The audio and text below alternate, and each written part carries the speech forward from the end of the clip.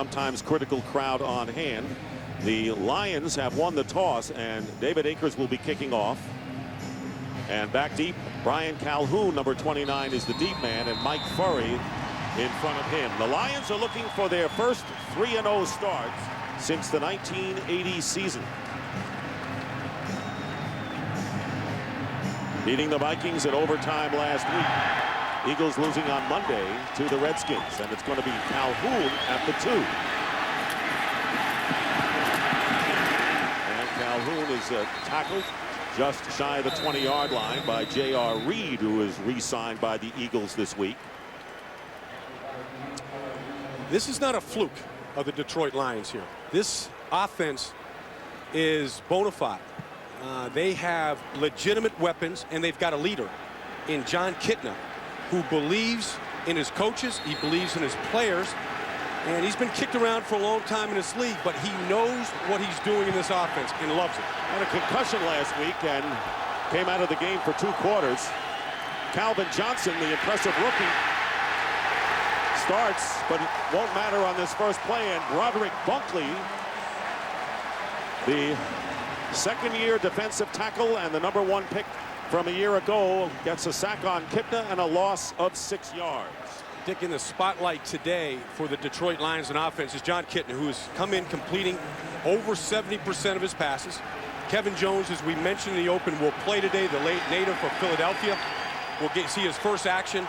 And then the rookie, Calvin Johnson, number 81, in the slot right now, is big and talented. Second down from inside the 15, and Kitna in trouble again. Trying to get it to Roy Williams, but that pass virtually out of bounds. It'll be 3rd down, and Bunkley again putting big-time pressure on Kitna. And it's no secret, Jim Johnson is coming with the pass rush early. Well, that's the key. Jon Kitna is very good and can complete 70% of his passes if he's on one spot. If he doesn't have to move, you got to make him move off his spot to change his delivery, to change his release. And there's the chess game between Mike Martz and Jim Johnson. This is the 7th time they have matched wits in their careers. 3rd down and 17. Kitna on the run, and the pass batted away, and Darren Howard was right there. And not an impressive opening series for Mike Martz and the Lions, who have to punt. Well, 3 straight incompletions, and a lot of it was they made Kitna move, and they put pressure on him. And I think the key today is obviously putting pressure on him, but how do you get to the pressure? Nick Harris will be kicking, and Reno Mahe back deep for the Eagles.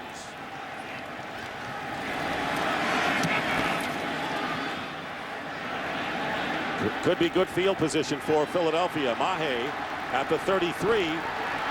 And he is finally brought down at the 44-yard line. And so the Eagles going on offense. And right now, let's send it down to the 3rd member of our team, Jennifer Hammond. And you know, you mentioned that these uniforms look a little bit different today for the Eagles, Dick, and it's because they date back to 1933. They look like the Swedish colors, and they are. Swedes settled the area. William Penn decided that the team that came here would wear these. Since then, obviously, they've changed them to green and white, but they're wearing them today to honor the 75th anniversary. And Jennifer, they were the official colors of the city of Philadelphia, blue and yellow. Of course, later on, they went to green. They look nice together. That's an opinion. 1st and 10 at the 44. And Donovan McNabb, as Brian mentioned, not wearing the knee brace, out of the shotgun on 1st down, gets a block and completes to Kevin Curtis. And Curtis close to the 1st down. Curtis is developing into one of his favorite receivers. He's wearing a sleeve as Donovan McNabb to keep that knee warm. And there it is. It's a big step for anybody coming back from an ACL injury, from a knee reconstruction, is that first day when you let the brace go. Mentally, you're saying to yourself, enough about this injury, enough conversation about it. I'm healthy and ready to play, and he wants to show everybody that he's ready to do those things. 1st down for the Eagles into Lion territory, and there's Brian Westbrook. And Westbrook picking up 3.5 yards on 1st down. Nick, in the spotlight for the Eagles today on offense, it starts with Donovan McNabb. I thought he had a good 4th quarter. And I think it's time for him to parlay that into a full four-quarter game today. Westbrook has been overused. They need to get somebody else involved. Who today, without L.J. Smith, the tight end, somebody else is going to have to step up and take the load of those two. Well, Westbrook has not been overused as a running back. He's looking for a lot more carries than he's got. And McNabb has plenty of time, and this pass is caught by Curtis. He grabs it at the 25-yard line for 17 yards. So McNabb and Curtis hooking up twice with Kenoy Kennedy making the tackle. Well, here you see just a one-on-one coverage here on the outside with Kevin Curtis. Travis Fisher, he runs just a dig. All kinds of room involved. And the thing that's different about the Lions team versus what the Eagles saw the first 2 weeks, they won't see as much tight man-to-man coverage. The receivers should look more open. And that receiver, Curtis, played 3 years for Mike Martz when he was in St. Louis. So a first down at the 25-yard line. And here's Westbrook again off the left side, finding running room. And Westbrook will go in for the touchdown.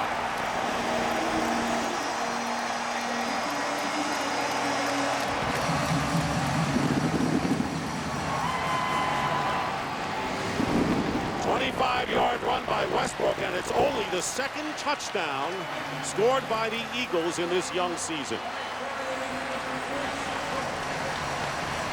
But if there were any questions about the injured knee of Brian Westbrook coming into today, they just got answered. Didn't practice Wednesday and Thursday, but he looked good and fresh on Friday, and even better on that run. And the sore knee in the fourth quarter came out for a play against the Redskins. Here is Akers with the extra point. So a big start for the Philadelphia Eagles defense. And on offense, here is Westbrook with a 25-yard touchdown run. Airlines convenient non-stop flights. It's like having your own company plane. Take a look at the touchdown run of Brian Westbrook and the blocking that got done for him, especially on this left side. The rookie Brent Selleck here at tight end. Excellent job there, sealing the line of scrimmage. Selleck gets up to the linebackers, and bam, now this is Westbrook at his best. Nobody can cut off either 1 foot or 2 feet. Either way, quite like Brian Westbrook in this league right now. Once again, Akers will be kicking off. A 4-play, 56-yard scoring drive, and McNabb hitting Curtis for his 2 completions. Brian Calhoun returning for the Lions. And he steps out of bounds at the 27-yard line. Well, John Kitna hope he gets a little better protection on this, the second series, with his team down 7-0. Down 30-13. First down on the 26 for John Kitna and company. And Tatum Bell, and not much there. In the spotlight for this Eagles defense today are a couple of players. Javon Curse is one. He's got 1 solo tackle the first 2 weeks. They need more pass rush and more playmaking ability from him. William James, the left cornerback, now taking over for Lito Shepherd. He had an interception on Monday night, but he needs to be active. He's going to get a lot of chances. And then Quentin Michael, really in the spotlight, taking over for Brian Dawkins as a starter today. Well, Mike Martz would like to take advantage of it, but John Kitna is going to need some time, and maybe the running game can open it up. Here's Tatum Bell off the left side, and nothing there. And Gokong, the linebacker, coming up to make the play. Sheldon Brown also involved on the play, and a loss of 2. Well, I don't think anybody fears the Lions running game right now. But they do fear a passing attack, even on 3rd and 13 here. And the Eagles are looking to really press these wide receivers today. Roy Williams, Mike Furry, get up on them and not let these guys get started down the field. But their leading receiver is in the slot, Sean McDonough. 3rd down and 13. Pressure again on Kitna. Making the catch, however, is Roy Williams in stride. And he's got 2 players to beat. And finally brought down at about the 25-yard line and inside a 55-yard catch and run. And Joselio Hansen prevented the touchdown as Kitna got hit as he threw. Here's Roy Williams going to be dragging across the formation here. This is tight man-to-man now. Sheldon Brown on the coverage. Kitna got hit on the play, but this is what is so dangerous about these receivers, what they're capable of doing after the catch. And for 2 years now, Jon Kitna has been telling everybody Roy Williams is the best receiver in football. Caught a touchdown pass last week against the Vikings and had 111 yards. And a first down, and the quick pass down the middle to Sean McDonald, and McDonald stopped from scoring, and that was another touchdown saving tackle, this time by William James. So 21 yards, and just in a blink, the Lions will have first and goal inside the 5. It's not a fluke that this is the #1 passing offense in football. I mean, Sean McDonald was brought in here from St. Louis. Mike Martz coached him there, raised him there. He's the 4th wide receiver now, but he leads this team in receptions. Kevin Jones into the game for the first time. Hasn't played since last December, and he gets the call, and Jones scores. And what a feeling. Kevin Jones scoring the touchdown, a native of Chester, Pennsylvania. And his father, Thomas, was a construction foreman in the building of Lincoln Financial Field, and he scores for the Lions. Runs right behind Woody and Raiola here in the middle. Good lead block. Dual power football. What a feeling. Kevin Jones has not carried a football since last year. But his first carry, the Cardinal O'Hara alumni, scores on his first carry of the season. Jason Hanson for the extra point. And Hanson, who kicked the game-winning field goal in overtime last week. Game is tied. Kevin Jones as the Lions come back big. By State Farm. Great service, great rates. Nobody takes care of you like State Farm. And by Budweiser Select. Exceptional taste, never filling. Step up to Select. Crowd quieted here in Philadelphia as the Lions come back to tie it up in spectacular fashion. How about the Lions? Minus 10 yards in the first 5 plays, and then they get 77 on the next 3. Well, that's what's different about the Lions this year is no matter what the score is, they can come back. Probably as good as any team in this game right now. Boy, that's a huge advantage for any team. Jason Hanson on the kickoff, and Carell Buckhalter on the return for the Eagles. And he is hit about the 23-yard line by Casey Fitzsimmons. So Donovan McNabb and the Eagles offense go back to work when we come back. And we're back here in Philadelphia. The Lions and the Eagles tied at 7-7, and Philadelphia will start from the 23-yard line. 75th season of the Eagles in Philadelphia. And who knows, if they get the job done today, you may see these uniforms a few more times before it's over. Matt doesn't want to see him anymore. That's for sure.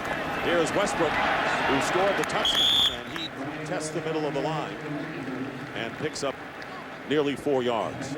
You know, we were talking to Brian Westbrook on Friday, and we're asking about his knee and his health, and didn't practice on Wednesday and Thursday. He practiced on Friday, and he's carried and touched the ball 51 times the first 2 weeks. And people are, you know, you gotta pace him a little bit more, but he's so good. It's so hard not to give him the ball every play, and that's something that the Eagles offense are constantly fighting.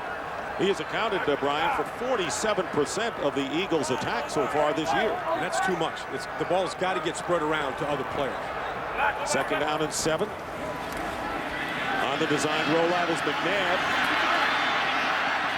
And smartly throws it away. He knew he was in trouble and threw it away. Now the Lions defense will be in the spotlight today against McNabb and this good offense from Philadelphia. Yeah, it sure is. I mean, it starts up front with Shaun Rogers, who is one of the most disruptive forces in all of football. You got to block him every play. Ernie Sims, in his second year right now, the weak side linebacker, is a tackling machine. Speed, speed, speed. And then Gerald Alexander has come in as a rookie to start to take over for Daniel Bullocks, who's out for the season with an injury. Eagles way down there, only 3 for 21 on third down conversions. They need 7 yards as the Lions come up to the line out of the shotgun, and here comes the safety blitz. And McNabb beats it with a pass to Reggie Brown, and they're going to blow it dead at the 45-yard line, a gain of 19. So he got rid of the ball in a hurry and a pickup of 19. And it's just a pinpoint pass. I mean, the Lions came with some pressure. It was well picked up, good protection. And maybe he throws the ball a little bit differently without that brace, Dick, because he stepped into that throw, got his hips into it, and it got exactly where he wanted to get it to. What does it mean for him not to have the brace as far as the psychological aspect? That the bad thing that happened to him last year against Tennessee is over. I've cut the cord. It's time to go play now. First down at the Eagles 45 in a 7-7 game. Play fake. There's pressure coming from the outside. And McNabb is going to run with it. And unlike past years, will gingerly step out of bounds as he gets into Detroit territory after picking up 6. Yeah, you know, we were talking to the head coach of the Lions, Rod Marinelli, about Donovan McNabb if he looks different. And there's a flag down, too. Yeah. If he looks different to him, and he said no. He said he might not have the plays down the field with his legs he once did, but he can still scramble and buy time like he used to. While the quarterback was in the pocket, illegal contact, defense, number 53. That 5-yard penalty will be added to the end of the run. First down. Gene Steratore, the referee, and Paris Lennon committing the foul. Just watch Donovan here. I mean, you know, he avoids the rush on the backside of Corey Smith. Now he's able to get away. This looks like the old Donovan McNabb, just in a retro uniform. In an old uniform, an old quarterback in an old uniform. He said, you know, retro, I don't mind. He goes, why not Harold Carmichael's era, 1978, Those are 1980. Nice. Kelly Green. First down on the 44, and the good opening there to Brian Westbrook. They opened up a great hole there. And a pickup of 15 yards and a first down. And right now for game break, let's check in with Kurt Menefee in Los Angeles. All right, Dick. 49ers at the Steelers. Allen Rossum takes the kickoff 98 yards. That was after the 49ers had scored a field goal to take the lead. That lead didn't last long. It's 7-3 Pittsburgh. Back to Dick and Baldy. Now that guy was drafted by the Philadelphia Eagles, Allen Rossum, out of Notre Dame a little over 10 years ago. Still doing it in this league. Westbrook is lined up at the top of your picture as a wide receiver. And coming in motion, the hand up to Terrell Buckholter. Buckholter did not carry at all last week. And he gets 3 yards on first down here as the Eagles threaten again. It's a fast-moving and a crisp offensive game we're seeing so far. But, you know, Buckholter carried at that time. But Brian Westbrook went in motion. And even though he didn't get the ball, he still ran 40 yards at full speed. So even when they try to give him a rest, they're still using him as a decoy because he's just that skilled where everybody's game plan to stop the Eagles, stop Westbrook first. Second down and 7.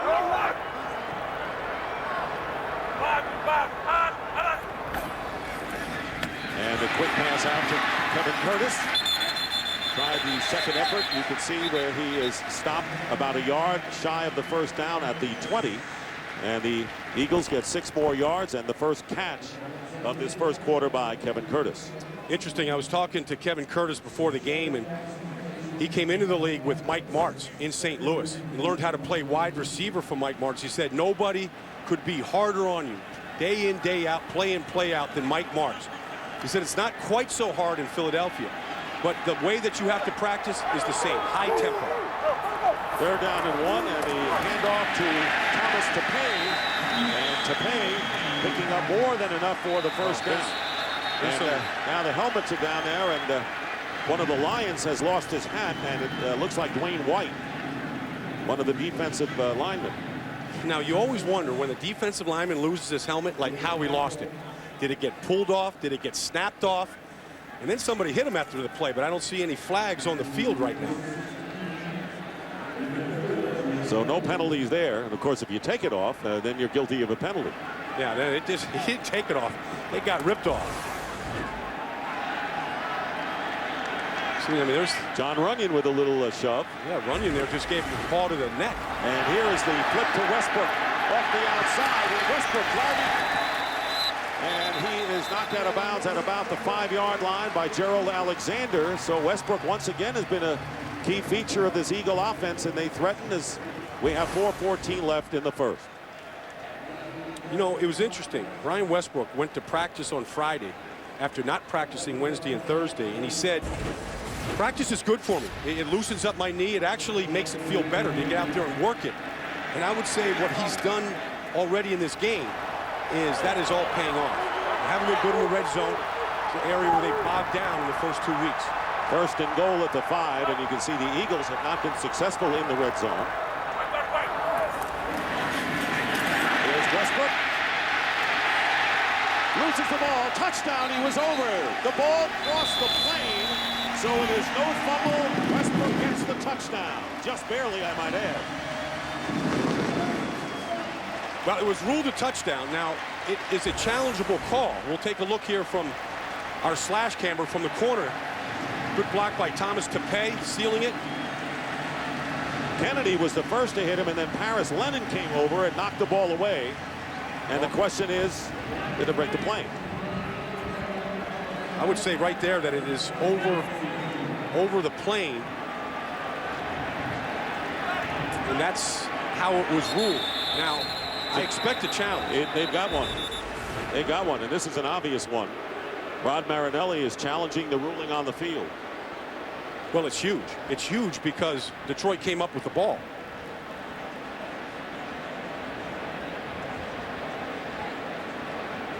Now, when it's ruled a touchdown, the evidence has to go against that ball not crossing the plane before it came out, Dick. Detroit is challenging the ruling on the field of a touchdown. And we're going to take a break as the Eagles, at this point, lead it 13-7. We'll see. Challenging the ruling on the field that Westbrook carried the ball that crossed the plane before he fumbled it. And remember, it has to be indisputable visual evidence for the call to be changed than the ruling on the field. It is close, though, Brian. It's very close. I don't think the one angle we have of it, Dick, really can tell you whether he was crossed the plane of the goal line or not.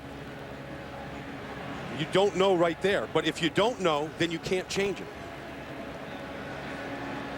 And Gene Steratore, our referee today, has already told us that the new monitors that they're in looking at are in high definition. He said it's an unbelievable picture. They can see things better than they've ever seen them before. And I think when he looks at that shot, I don't know how you can rule against what it was ruled as a touchdown. Well, here he comes.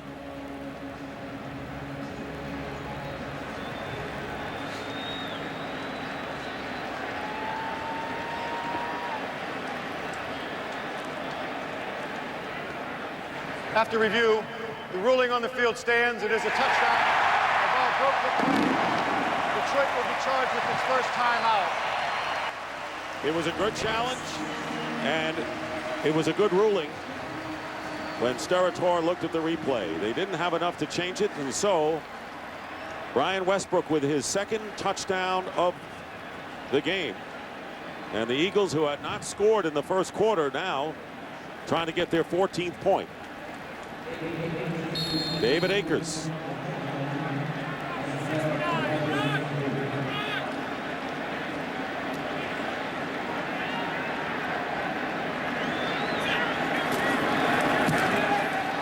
And the Eagles lead it 14-7 over the Detroit Lions. Already a full day for Mr. Westbrook. The baseball playoff race heating up, and the Phillies right in the middle of it. Cubs in the Reds Saturday. Some will see the Nationals take on the Phillies. Padres squaring off against the Brewers. Every game having playoff implications, and the Phillies are a red-hot team. Coverage begins at 3:30 p.m. Eastern, 12:30 Pacific, in high definition only on Fox. Check your local listings for the game and start time in your area.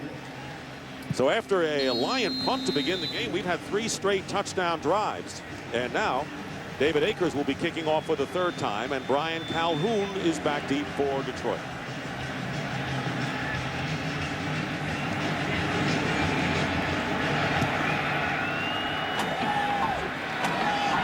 Calhoun at the 1. Gets hit once, and it gets the job done as Matt McCoy slows him down, and a 24-yard return. So here comes John Kitna, who's completed 2 of 4 for 75 yards. And said it was a miracle that he was able to come back last week. And the key for those people that wonder about concussions is that he never lost consciousness. They called it a mild concussion. He passed all the tests, and they gave him an extra quarter to come back. So he was hurt early in the 2nd, and he came back in the 4th. Well, he threw a touchdown pass in between there and doesn't remember anything about it. First down at the 25. Kitna getting pressure again, and the screen pass up the middle goes to no one in particular. Kevin Jones, who has scored the 1 touchdown for Detroit today, has been out since last season, middle of last season, with a Liz Frank injury. And this is the sleeve that he wore today, a compression sleeve.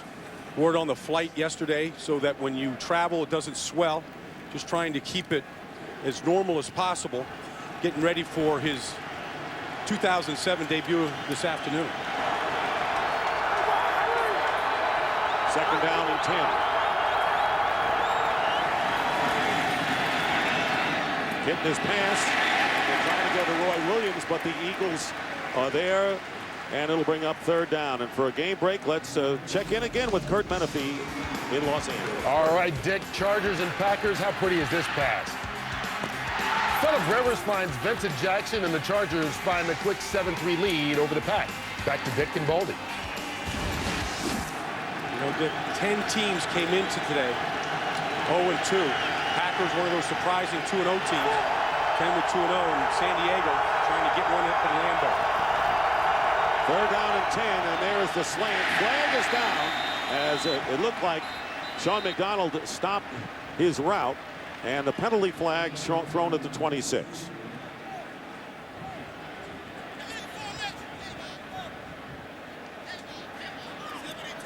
Illegal formation. Offense number 72 was not lined up on the line of scrimmage. The penalty is declined. Fourth down. So the Lions will have to kick as George Foster. Well, all that means is that the wide receiver didn't cover up the tackle. You've got to cover up the line of scrimmage, and so it wasn't on George Foster, it was on a receiver that wasn't on the line of scrimmage, and I'm sure that's what John Kitna is upset about. So Nick Harris will be kicking, and Reno Mahe back deep. Mahe catches it at the 22 and is written out of bounds at the 32-yard line by Casey Fitzsimmons. 3:13 remaining in the first, and the Eagles in front of the Lions 14-7. And Donovan McNabb, he knows that people have been talking on the outside. He says, look, it's the story of my career here. And of course, the big latest story was on the television show in which he said that African-American quarterbacks get criticized a little more than the white quarterbacks and have to do more. And of course, that raised a furor all around the league. And I said to him, will it change if you win a Super Bowl in Philadelphia? And he said he didn't think so. And I do believe that it would change. But the perception, the way that people accept him, not only just accepted, but memorialized here in Philadelphia forever. On the 32, play action on first down. McNabb is going deep. And there is Curtis, and will go in for the touchdown.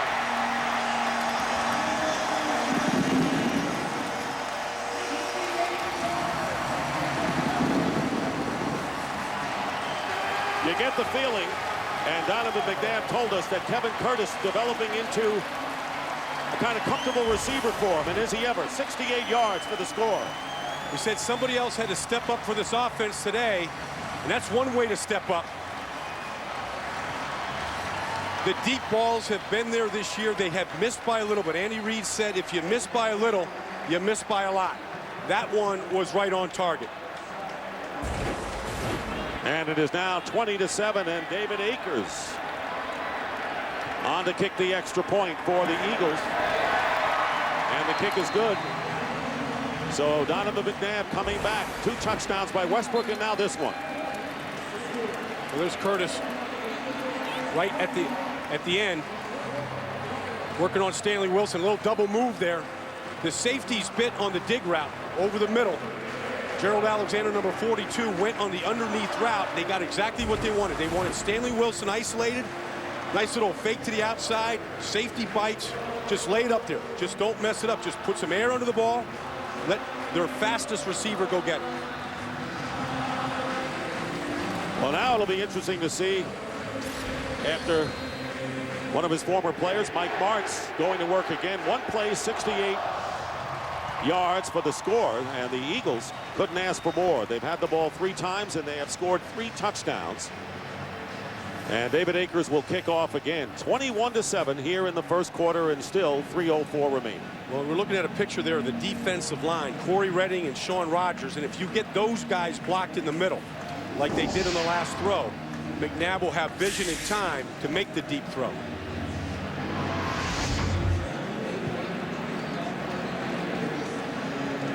I don't think you can ever count out this Detroit Lion offense to make up 2 touchdowns, especially when we're still in the first quarter. And they haven't really been able to take advantage of the secondary, the depleted secondary. The Eagles have. Jim Johnson has kind of disguised that pretty well. But we'll see what happens here. Brian Calhoun returning the kick from the 4. And a good return by Calhoun.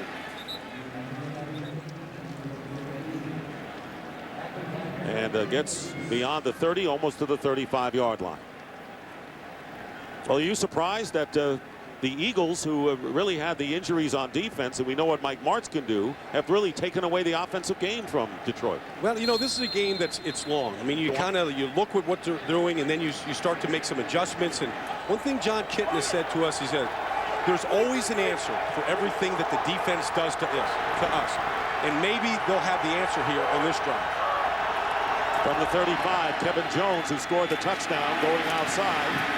And he is tackled hard and picking up maybe 2 with Takeo Spikes on the pursuit.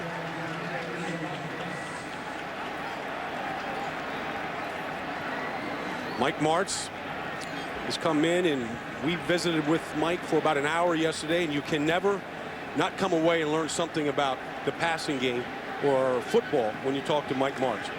And he is supremely confident in what this offense is capable of doing. And glad to be in Detroit. He said he was going to take a year or more off, and he says, I just wanted to fade away, but Brad Marinelli talked him into it, and he's glad he did.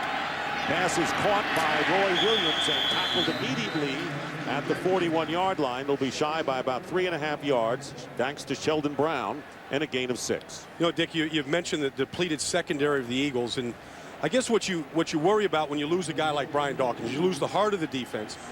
But the key is when you make a catch, like Roy Williams did, you got to tackle the catch. What these guys are so dangerous at is what they do after the catch. That play right there, they stop the play from going any further. And you know the Eagles are aware of making that tackle. So it's 3rd down and 3. And Kitten is stepping up, and the pass intended for Williams. There was some contact out there at the 45, but no flags are down. And it was Sheldon Brown who was playing Roy Williams awfully tough. 4th down and another punting situation. Well, the game plan for the Eagles in the secondary today is whoever is battling these receivers, not let these guys get off the line of scrimmage. Get your hands on them. So Roy Williams right there, I mean, that's just missed timing. I mean, Sheldon Brown is shadowing him, but he never got back to the spot where Kittner was throwing. So Nick Harris on again. Mahe with the fair catch. It bounces, and when it bounces like that, sometimes it can bounce off an Eagle, and it's a free ball. It'll be Philadelphia's ball, and they'll mark it at about the 22-yard line.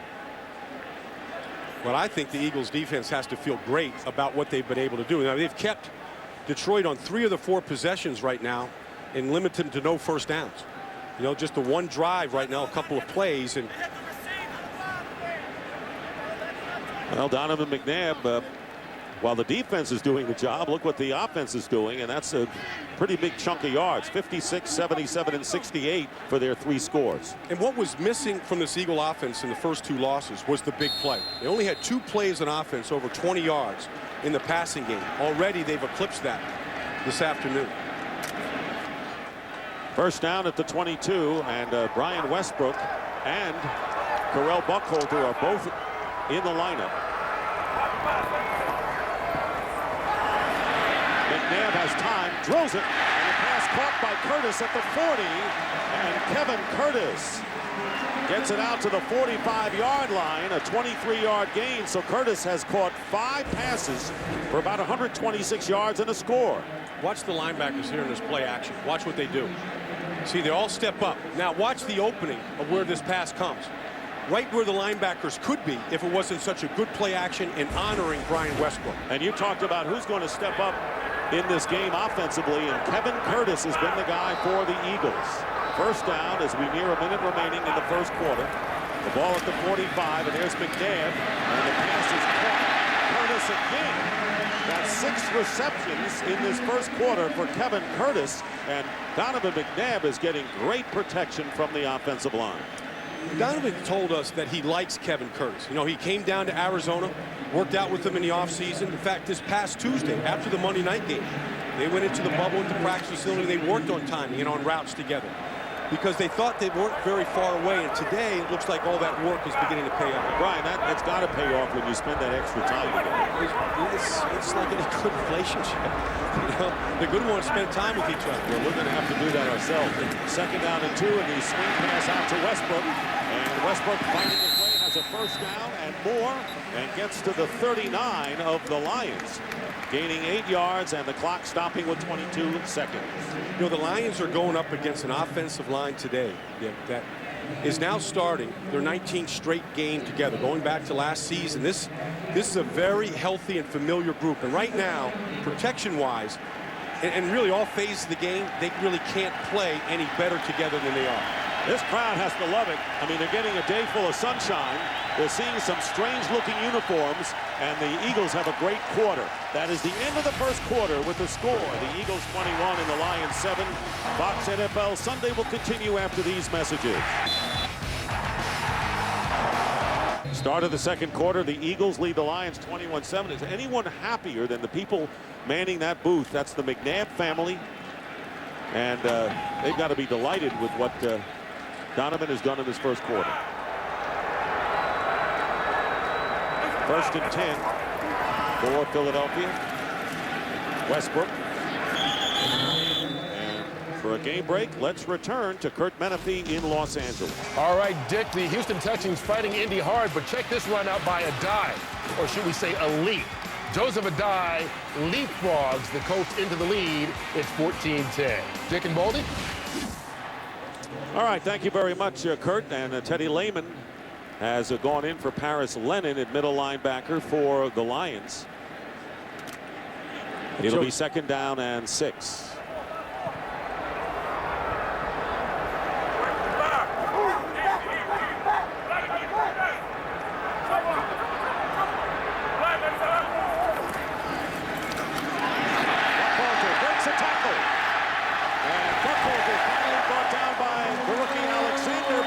Until he gets to the 11. A 24-yard gain by Karel Buchholzer. Well, they're just pounding the left side right here. The Lions actually are in a run-stopping defense. They're in a bear defense there that Buddy Ryan made famous, where they cover up the center and the 2 guards, and they just split them. Jamal Jackson gets up on the linebacker. They run by Corey Redding there. And so a defense designed to stop the run, they just got creased. 104 yards rushing by the Eagles, 0 for the Lions. It'll be first and 10 at the 11-yard line. And here is Westbrook, and not this time. Loss on the play by about a yard. Will bring up second down and 11. Corey Smith made the play with Teddy Lehman, who just came in. What a luxury it is to have an offensive line like this. And the longest streak in the league right now is starters. Thomas and Harriman's. Jackson, Sean Andrews missed most of preseason with a foot injury, and of course, John Runyon over there. Those guys, Runyon and Thomas, have started over 100 games together. So they know all the adjustments that you got to make. They've seen everything in this league over the years, and they're handling this line right now. And if you do that, you're going to have success against the Lions. Big game pitch. Handoff. Touchdown, Curtis. Second of the game. And the player shaken up. Donovan McNabb took a hit and has to be helped up by Thomas DePay. A 12-yard touchdown pass, but the concern right now is on McNabb. Beautiful play-action fake to Westbrook. And Dwayne White, that should have been a penalty there, as he just crushed him in the back after he released the ball. But you see, he's grabbing his back, though. I mean, that was a shot to the back, and I think a little concern up there now. Well, his mom, Wilma, there just gave the thumbs up like, yeah, he's okay. So he took a shot there, and David Akers on for the extra point once again. And Fourth extra point of this first half, and the Eagles have opened up a 28-7 lead over the Lions, doing what they want at will against the visiting Detroiters. Sponsored by Lowe's. For all your home improvement needs, Lowe's. Let's build something together. By the new AT&T. Your world delivered. By Energizer E-Squared Lithium. Keep going. And by GM's OnStar. Get the OnStar treatment no matter who you are on most GM vehicles for GM drivers. Do you think Westbrook is a little bit of a magnet for this offense? Watch everybody bite on this fake here of Detroit. Everybody goes to Westbrook. Great play action fake. And now down here, you got one-on-one coverage with Curtis. I mean, I think Andy Reid gets criticized for not being a good enough play caller. Between him and Marty Morningweg there, the former Lion coach, that was great play action. Akers kicking off, and Calhoun this time 3 yards in the end zone, and they'll take it out of the 20 for a touchback. So McNabb has thrown 2 touchdown passes to Kevin Curtis, and Brian Westbrook has run for a pair. Eagles up 28-7, but this October baseball's best will move on to the postseason for a month of unscripted, thrilling, and gut-wrenching moments to see which team will be crowned a champion. Coverage of baseball's postseason begins October 12th with the ALCS, followed by the World Series only on Fox. From the 20-yard line and out of the shotgun, John Kitna loses the time, and getting him from behind, number 75, Jaquay Thomas, and his second time he's gotten to the quarterback in the season. That's because the receivers didn't get open. And that is a great testament to the coverage right now of William James there, Caselio Hansen, the guys out there covering these Greyhounds at receiver for the Lions. Caselio Hansen here has played great to this point. Second down and 10. Sean McDonald on the left was in motion. And Kitna lets it go. And the pass intended for McDonald, but just past his outstretched leap. But he had beaten the defender, brings up third down. Doesn't look like there's any rhythm to this offense right now. When you're 3 and out like they have been on 3 of the first 4 possessions, it's very difficult to get into a rhythm. And when your quarterback is getting hit like that, it should have been penalized because it went right to John Kitna's head. Somehow that got missed. That throws you off. Meanwhile, Donovan McNabb was not injured. Remember, he came off the field, hit in the back, but he's all right. Third down and 10, and here comes pressure by the Eagles. And Kitna goes down inside the 10. Quinton Michael starting in place of the leader of the defense, Brian Dawkins, and the Lions will lose 13. Well, Quinton Michael is going to be coming right from the safety position through that gap, coming after Kitna. So he comes from depth. You're not really sure if he's coming. The running back missed him. Tatum Bell had a chance to get him, but he came so fast he was a blur past him. And right now, when John Kitna isn't comfortable standing on his spot, those are the bad plays that result. Third sack of the game by the Eagles, who have been dominating on both sides of the ball. Reno Mahe in Lion territory, and he is brought down at the 43-yard line. So this has been a total domination game by the Philadelphia Eagles in their throwback uniforms when they came to Philly 75 years ago. And they got the ball in Lion territory. Brian Dawkins may not be playing, but he's the water boy. Yeah, he's getting stuff done today. You go from the Pro Bowl spiritual leader of this defense to being a water boy and a towel boy. You know, he's not bad at that either. He looked good. He didn't drop it. No, it's very good. First down at the 43-yard line of the Lions. Donovan McNabb, 9 of 10 so far for 171 yards and 2 touchdown passes. Again has time. Again going deep, and wide open is Kevin Curtis, who walks in. And you wonder, when are the Lions going to cover him? 43 yards that time. And early in the second quarter, the Eagles are on the verge of having scored 35 points. Well, watch the breakdown in coverage.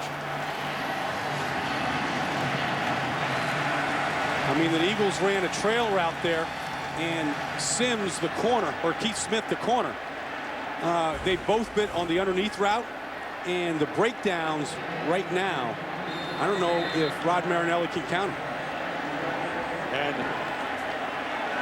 2 of the touchdowns are one-play shots. One-play shots. That was 43 yards, and the extra point is good, and the Eagles lead 35-7.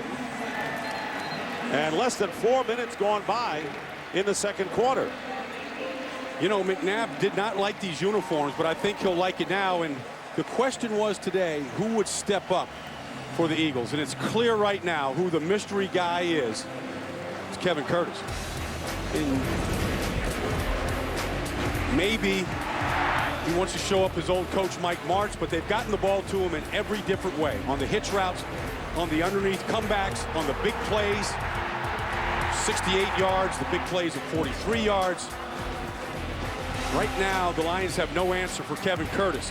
And they have no answer in getting to Donovan McNabb, who has had all day to throw, to Curtis, who has 8 catches for 187 yards and 3 TDs. So a career game already for Curtis, and we're early in the second. You know, it's interesting because you watch Donovan McNabb on Monday night in the fourth quarter, and although, you know, he missed a play at the goal line and they didn't win the game, you saw McNabb come back. You saw the completions, the ball spread around to a lot of receivers. And I think everybody inside the organization was saying, I think Mac is back. I think Donovan is back. You could feel it, and now today he's showing it. And you know, he always does that, doesn't he? I mean, just when you're ready to put dirt on him, he's out there to show you something else. That's how determined he is. And the kick sails out of the end zone for a touchback. Well, tomorrow, after an all-new prison break, don't miss the new action drama that everyone is talking about, K-Ville. All new tomorrow at 9, 8 Central, only on Fox.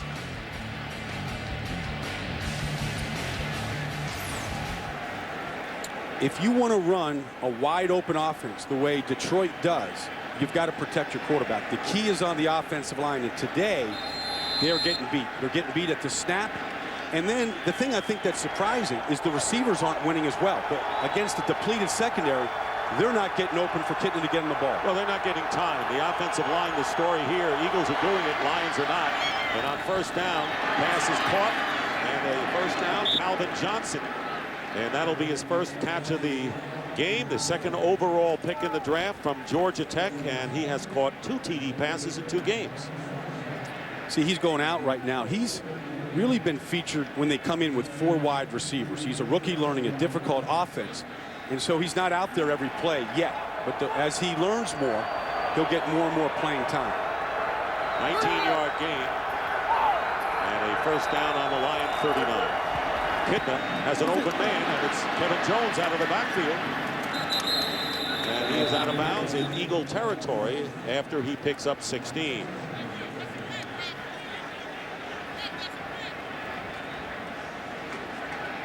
Well, you can see how Philadelphia has dominated everything in this game right now. I mean, 317 yards of offense. We're not halfway through the second quarter. This could be the greatest day that Donovan McNabb and his offense has ever had. And then when you're keeping the defense on the field as long as they have, they do get tired. And 2 of their touchdowns, 1 play. They had a 7-play drive and a 10-play drive. And now the Lions call. Offense, number 72, 5-yard penalty, first down. So a tough day so far for Rod Marinelli and George Foster, who came over in a trade from the Broncos. 5 yards, full start. Well, the other upgrade on the offensive line was the left guard, Edwin Mulitalo, from the Baltimore Ravens. In fact, both guards, Woody and Mulitalo, have played on Super Bowl champion teams. First down and 15. They were happy with the offensive line, but today it's been a different story. And the pass caught at the 45 by Mike Furry, his first catch of the game. And another former Ram. And he gets about 5.5. If you're either team right now, the worst thing you can do is look at the scoreboard. I mean, you have to just play right now. Defensively, you can't say we're up 4 touchdowns. Let's just keep it in front of us, because then you start giving up completions. And offensively, you're looking for a rhythm. James matched up against Furry, and Kitna loses the ball. And he recovers his own fumble, covers up. And that time, Trent Cole came in and knocked it away. Trent Cole working against Jeff Backus, and the strength of Trent Cole is how low he can get. And the hardest thing for an offensive tackle in this league is to get as low as guys that get down like that. It's hard for them to bend their knees and get in front of them. Trent Cole has that ability. Fourth sack of the game by the Eagle defense. Loss of 5. Brings up 3rd down and 15. And there's Kitna. And going deep for Calvin Johnson. And Calvin Johnson makes the catch. Double cover downfield at the 11-yard line. And Calvin Johnson slow getting up. Sheldon Brown and Quinton Michael were all over him. And what a catch. Well, they squeeze this as well as you can. Calvin Johnson gets inside Sheldon Brown, and that's why he was the most feared receiver coming out of college, the best receiver, his ability to go up and really just grab the ball like that. How about the concentration there? Yeah. About 39 of 40 yards as they tend to Calvin Johnson. And the Lions threatening, coming back somewhat. Rod Marinelli, star rookie, injured on the other side of the field. But notice how Jason Avant and Donovan McNabb over there, and many of the Eagles as well, to see how Calvin Johnson is doing. And this is great to see this. Well, concern on both sides. Coaching staffs, I mean, Andy Reid is over there, the defensive staff. I think everybody that had a chance to scout Calvin Johnson during that process in the spring coming out of Georgia Tech realize what kind of a great kid this is, what kind of a great player he's going to be. Jon Kitna said he's everything they said physically, but he says he is a humble guy. He takes teaching well, and yet he's not passive. So there you see being helped off the field. Watch this. He never was able to break his fall because he's concentrating on the ball. He squeezes it. He falls right on the right side of his back, and then in addition to that, his head whiplashed up against the turf. They're now walking off more assuredly. So we'll get a report on Calvin Johnson, who made a spectacular catch right near the sideline with 2 defenders right there. Had great concentration to hold on to the ball. So now the Lions back to work, have a 1st down and 10 on the Eagle 11. Roy Williams to the top of your picture.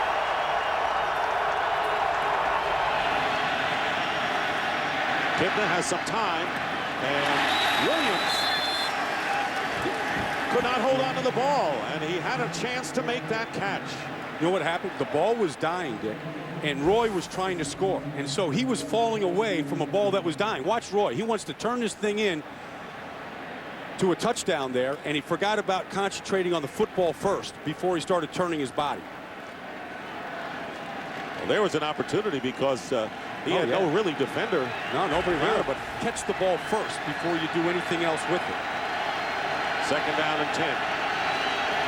Kitna 7 for 15. Kitna drills it, caught by Sean McDonald. And McDonald gets a touchdown. Lions. So that's a good player. He caught that ball, Dick, and immediately turned north-south right to the goal line and split 2 defenders to squeeze that ball across the goal line. Well, Kitna hits McDonald for 11 yards. 2nd touchdown of the game for Detroit. See that they're running that bunch formation, and the 2 outside guys of the bunch went deep, taking the coverage with them. McDonald just slipped in behind him. And he has more receiving yards after 2 weeks plus than he did all of last year. So he's got a chance to make this a banner campaign, and Jason Hanson on for the extra point.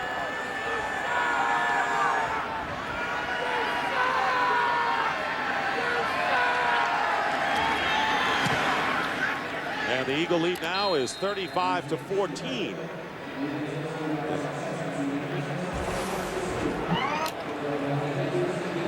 Jon Kitna was raving. I mean, a lot of people talking about Calvin Johnson and the number 2 pick in the draft. Jon Kitna couldn't stop talking about Sean McDonald enough last night. Came in as the leading receiver for the Lions. 8 plays and 80 yards, and the 39-yard catch by Calvin Johnson, who was shaken up, set it all up. Well, Fox's football coverage doesn't end when the games are over. Afterwards, you got to stick around for the OT where Kurt, Terry, Howie, and Jimmy bring you exclusive interviews, extended highlights, and a look ahead to next week's action. The OT presented by Lowe's coming up after the late games, only on Fox. And now Calvin Johnson is going to ride into the locker room. He looked like he was in more pain sitting down, getting on that cart, getting carried into the locker room than he was just walking. He'll go in there and x-ray that back right now, Dick, and just see if there's anything broken or if it's just going to be a deep bruise. So 2 scary injuries in 2 weeks for the Lions. Kitna last week with the mild concussion, and now Calvin Johnson leading. Jason Hanson to kick off for Detroit with 8:45 remaining in the first half. Terrell Buckhalter, 4 yards in the end zone, runs it out. And not letting go from behind as Buckhalter brings it out to the 22 is Eric Frampton. So Donovan McNabb goes back to work. 5 possessions, 5 touchdowns today for the Philadelphia Eagles. Brian Westbrook scoring on 2 runs, and McNabb hitting Kevin Curtis for 3 scores. It's amazing that the Eagles could struggle as badly as they did the first 2 weeks and come out and be absolutely perfect here in the first half of this game. And there was some question as to what kind on a of short Eagle team week. would On a short weekend, you play Monday night, and here you are on Sunday.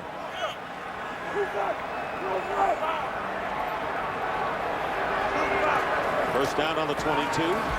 Play fake. And the screen pass to Westbrook. Westbrook to the 50. Westbrook. And the way he picks his way with blockers in front and sometimes without. And Brian Westbrook getting 46 yards before Alexander stops him at the 31. Well, he looks like a Ferrari in traffic is what you're saying here. I mean, nobody feels the screen on the defensive line. Now, look at Sean Andrews out front, Jamal Jackson up front. And that's what he's so good at, just setting his blockers up. You know, and he looks like he's the smoothest guy out there, under control all the way, letting the guys do their work. And he just has that ability to shift gears when he has to.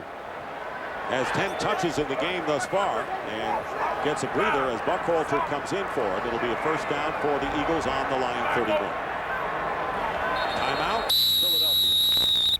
With exactly 8 minutes remaining in the first half as we send it down to Jennifer Hammond. Well, Dick and Brian, Calvin Johnson has been taken inside to the Lions locker room. They will further evaluate. It is a back injury, but at this point in time, his return is questionable. All right, Jennifer, thank you very much. So Calvin Johnson, a lot of people were wondering whether Tampa Bay would pick up Johnson, and they needed a receiver, they felt, and the Lions are happy once again. Or if the Lions would take another receiver with a top flight pick. But I think Matt Millen, who made the selection, the president of the Detroit Lions, said that we couldn't, you have to take the best player. And really, they've struck gold on 2 of them, on Roy Williams and on Calvin Johnson, and then, Charlie Rogers and Mike Williams, they didn't work out. I think there's a law in the state of Michigan that the Detroit Lions have to draft the wide receiver on the first pick. Well, you don't go wrong when you're drafting Roy Williams and Calvin Johnson. We don't have to touch on some of the others. First down at the 31, up the middle. Pass caught by Matt Schobel. Remember, L.J. Smith is out. Procedure on the groin after having the sports hernia. That's a big loss for the Eagles. So Matt Schobel and Brent Selleck, the rookie tight end, manning that position as the Eagles get 10. Well, right now, when I watch this, the Lion defense, they haven't been able to take anything away. And as a defense, when you put up a game plan, all right, you're trying to take something away and force the team to do something else. And to this point, the Lions defense hasn't taken anything away. Ernie Sims may be shaken up. There's McNabb's numbers. Only 1 incompletion.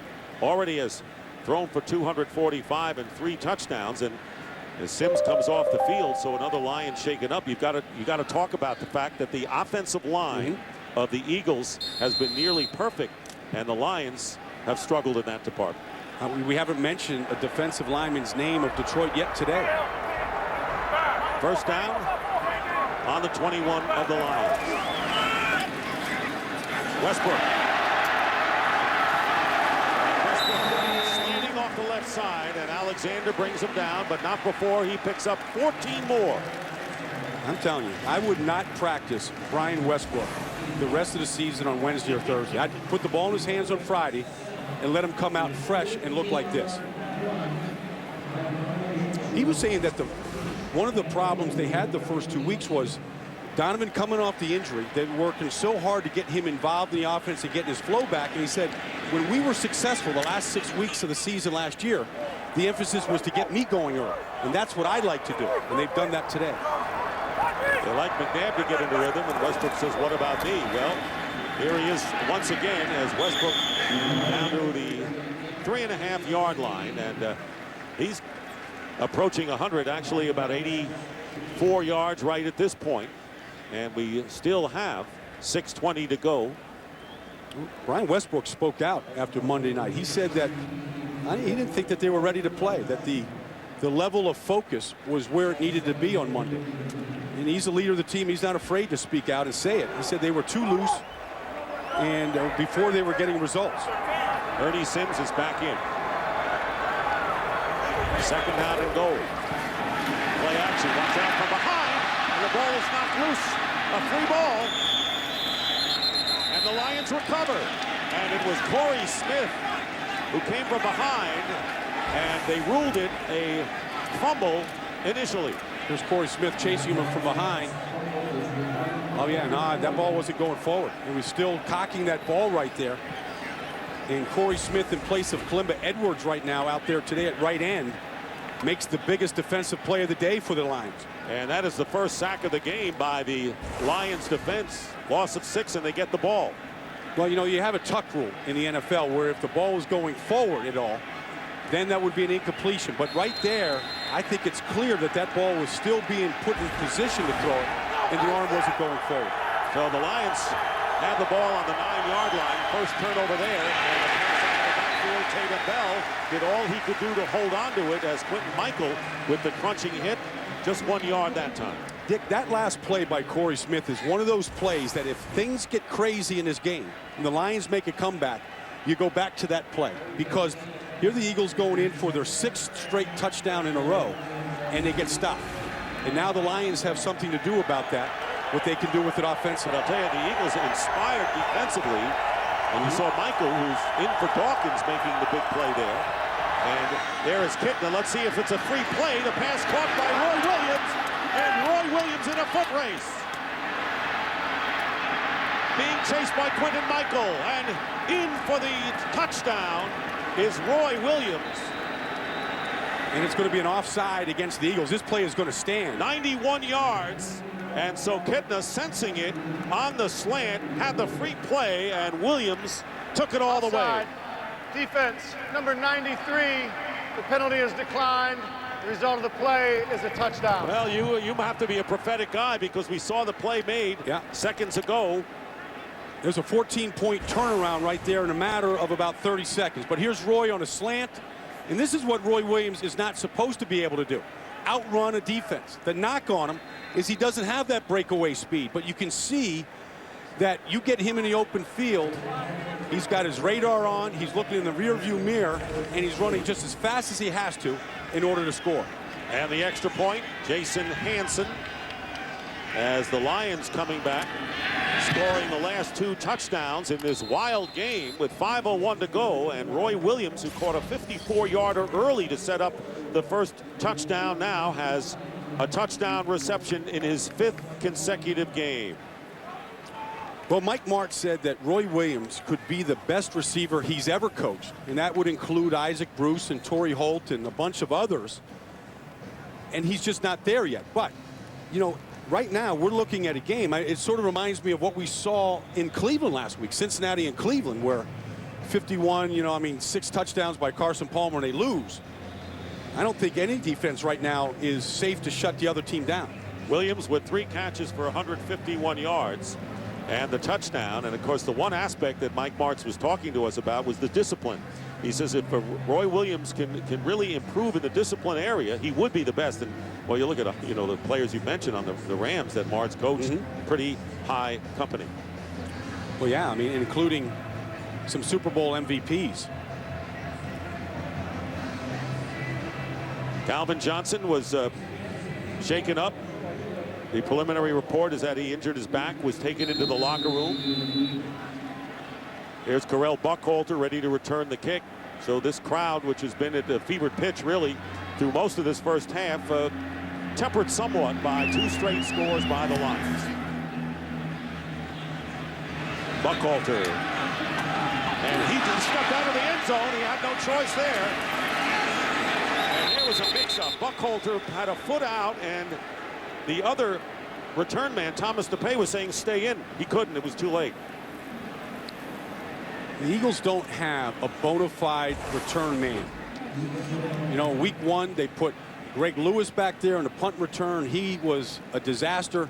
And just the indecision here of an experienced return man, that's the last thing that you want to do. Now he loses his blocker there, Thomas DePay, as well, when he decides to come out. So he has no protector that can make the first block.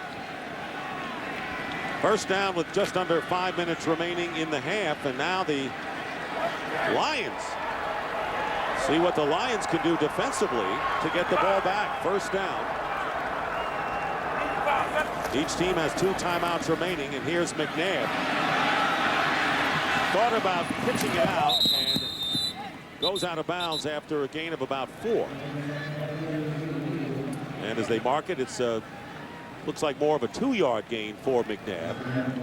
Just watching Donovan kind of jog back to the huddle there. That looks like the old Donovan moving. Just the way he's been able to escape pressure today, rescue a couple of plays. Nimble. Yeah, I mean, you know, we thought maybe after the injury those days might be over, but it looks like it's coming back a little bit. Still has thrown only 1 incompletion, 12 of 13. 3 touchdown passes. Here's the handoff. Westbrook. He just doesn't go down, does he? Ryan Westbrook, and he picks up 17 more. First down. Guys like this are not supposed to break tackles as frequently as Westbrook does, or even run inside like that. He gets a good block from Runyon on a tackle trap. Tackle there, just ran right over the safety. And this 101 yards now. Yeah, but watch it put the hit here on Bashir, runs through that tackle and then just unloads on Fernando Bryant and runs him over. Buckhalter comes back in the game on first down, and the pitch is to Karel Buckhalter, and Buckhalter carries it out to the 37-yard line, and a gain of 6 yards on the play. Ernie Sims making the tackle. So here you have Curtis with 187 yards in receptions, Brian, and Westbrook with 101 yards rushing in the first half. Let me ask you this, Dave. I mean, we're watching this game here. We're in the second quarter, a couple minutes left. Do you feel like the Eagles are in position to win this game? I mean, you feel 35 points is going to be enough today? I'm going to say the jury is still out because of Mike Martz's ability to get huge, passes free. Who would think that the Eagles could score 35 in the first half, and that's going to be a lock to win a game? I don't feel that way early. Second down and 5, again with a lot of time. Receivers seem to be covered for McNabb, and this pass is caught by Curtis again. Who else? Kevin Curtis with the reception. And into Lion territory, and a first down at the 45. You know, and sometimes receivers have to step up and make big plays. And that time, Curtis was able to, almost like a shovel, get his hands underneath the ball and cradle that in. The Eagles go into a hurry up here so that maybe they don't have a chance to review it. Why can't the Lions do anything against Curtis as DePay gets a couple of yards? What's happening out there? Well, first of all, their corners aren't good enough to lock him up. The first 2 weeks, the Green Bay Packers had Al Harris and Charles Woodson. Last week, there was Sean Springs and Rodgers. I mean, those guys can get on them and play sticky man-to-man. The Lions don't have those type of cornerbacks.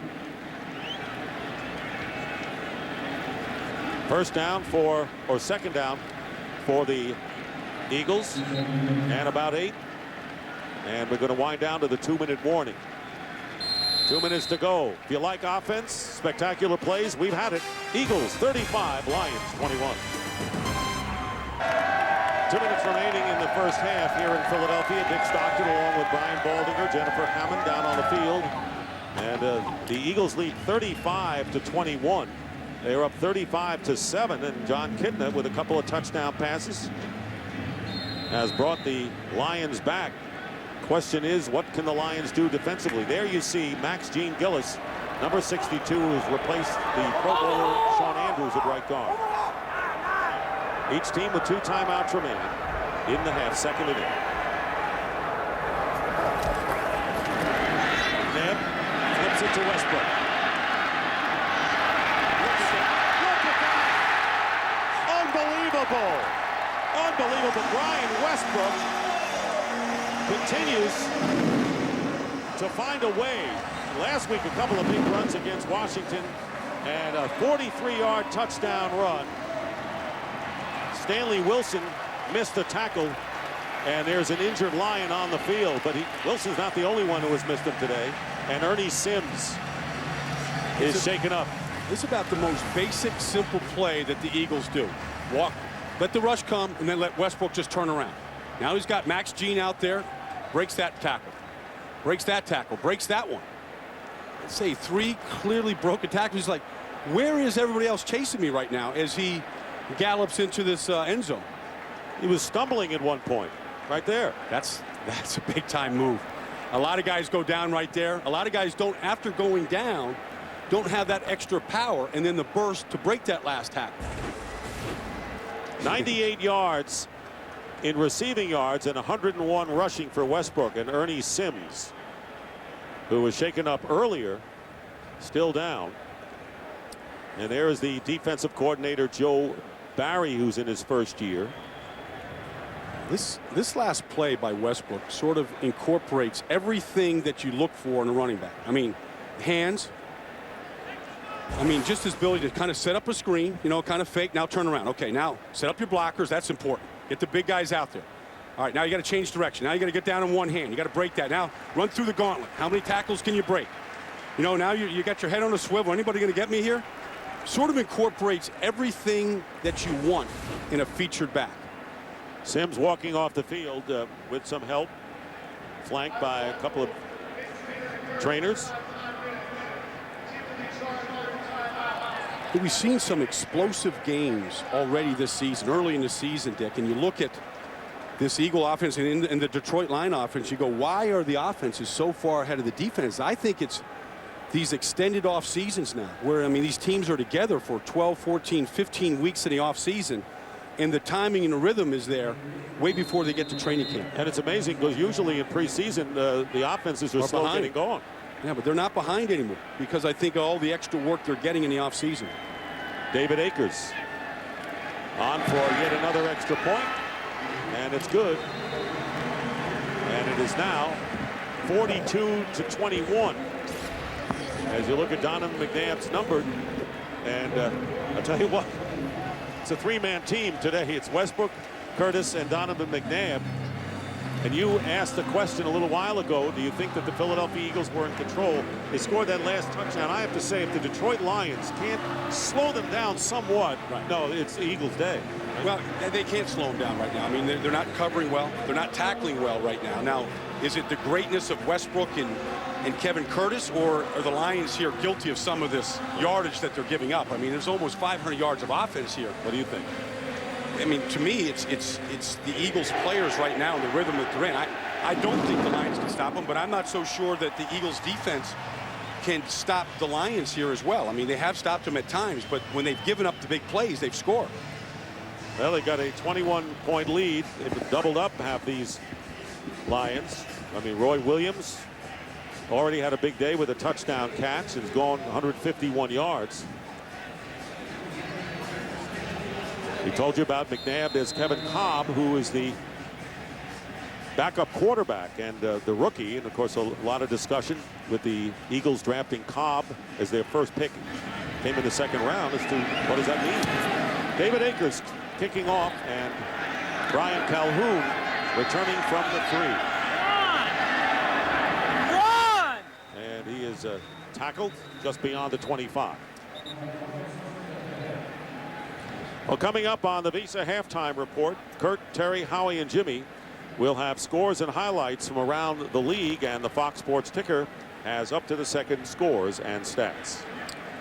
Good look to Sean Andrews coming back out of the locker room. I was talking to him before the game, and he had never played against Sean Rogers before, the talented defensive tackle of the Lions. And Sean went to his first Pro Bowl last year. He was looking forward to that matchup today, him and Rodgers inside. So far, the Eagles have dominated that matchup. Troy Walters, number 17 in the game at wide receiver, diminutive one. Kitna stepping up, and the pass caught by Roy Williams, about 3 yards shy of the first down. Dick, I would say to put this game in the capsule, this is a fantasy football dream game here today. Second down and 3 with under a minute and a half to go. And ball start will be called against the right side of the Lions line.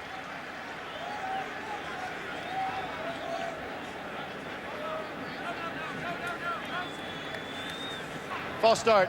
Offense. Number 72. 5-yard penalty. Still second down. George Foster, and he's had a few penalties today, 3 to be exact. Well, when you want to run a wide open offense like the Lions do, it puts an awful lot of pressure on the offensive line. They're on a short corner here. There's no tight ends, quicker route to the quarterback. Second down and 8, pass batted down at the line by Darren Howard.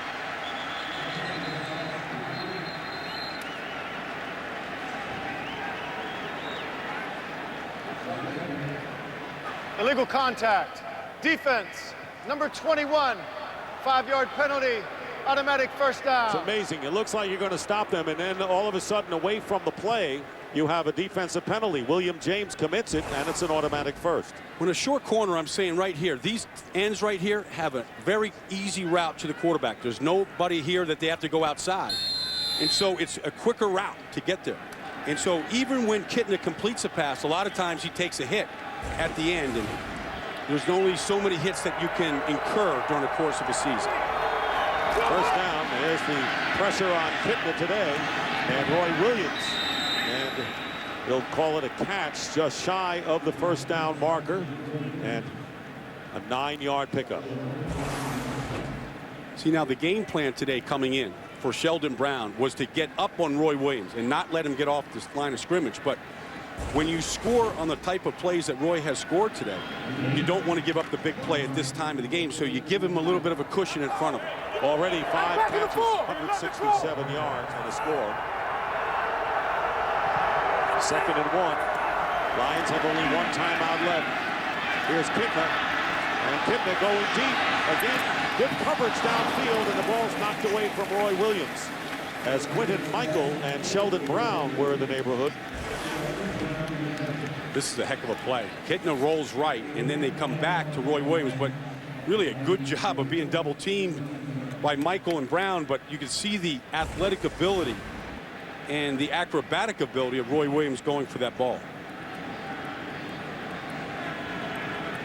We've had a few injuries today, and we have an update here. And Sean Andrews, who you saw coming back on the field, questionable as to his return to an eye injury.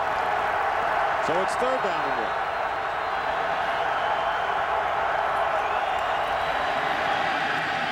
Kitna, and he gets it in the hands of Troy Walters.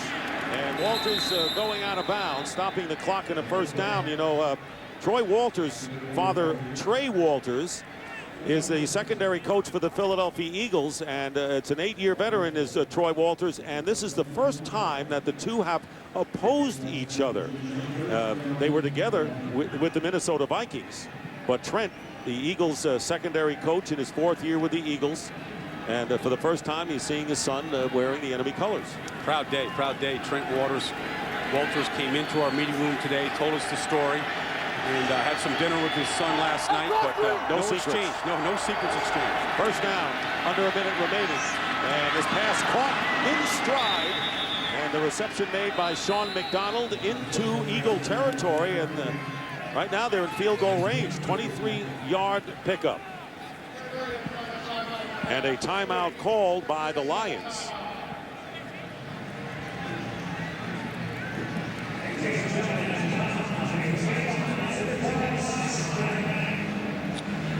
Mike Martz said as far as timeouts here in the final 2 minutes of a half or a game, he would rather have as much time as possible than plays. And so he called the timeout there to give him as much time, 50 seconds here, to work from the 22-yard line in.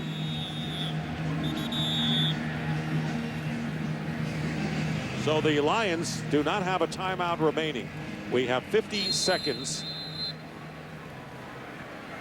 to go in the first half, and a first down on the Eagles 22. You know the Lions are not thinking of 3 at all here. Down by 21. Kitna in trouble. Furry was the closest receiver, and it brings up 2nd and 10. You know, Jon Kitna said, no matter what the defense does, the way that we study this offense, we always have an answer. And the answer that time was sort of the safety valve on the right side. Once he felt the pressure coming from his left, he just didn't get the ball there. There was a receiver there to catch it.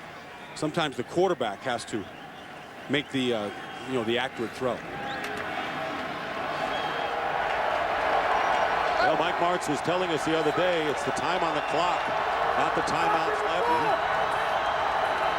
that determine how many plays you can get off. This was nearly intercepted by Joselio Hansen. That's a tough player. Joselio Hansen is a guy that was a free agent acquisition last year from the Eagles. He played over in NFL Europe. He was cut by the 49ers. And he just always is around the ball. He's 5'9". You look at him, he comes into the room, you're like, this guy can't possibly play pro football. But you watch him cover, and he's sticky, Dick. I mean, he sticks, he's glue. He's glue to receivers out there, and then maybe he just got to work on those hands right there, because that could have been a pick 6 the other way. 3rd down and 10. Kitna gets some breathing room and goes into the end zone. Is intercepted by Sean Considine. Shaken up against the Redskins with a bruised knee, comes back and gets the pick in the end zone to end that Lion threat.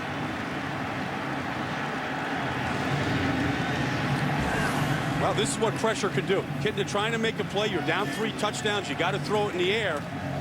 And you can see Sean Considine does a good job of getting both feet down in the end zone, in the Swedish colors of those end zone. I think the Eagles might like these uniforms. And that, well, I asked Andy Reid if he was superstitious at all. He said not at all. Well, but after they wear these uniforms, it might change a little bit. Well, the players weren't happy with it. I mean, they didn't like the way they looked. But I'd have to tell you, Brian, if they get 42 points a half, they'll take it. The fans, they've got 6 touchdowns out there. They don't like the Eagles taking a knee. They won 7. Greedy. Yeah. One of the 7 deadly sins, Dick. Greed is not good. And that'll do it. Boy, a rough first half for the Lions. They managed to get 3 touchdowns. And that's the end of the first half with the score. The Eagles 42 and the Lions 21. Fox NFL Sunday continues with the Visa halftime report right after these messages.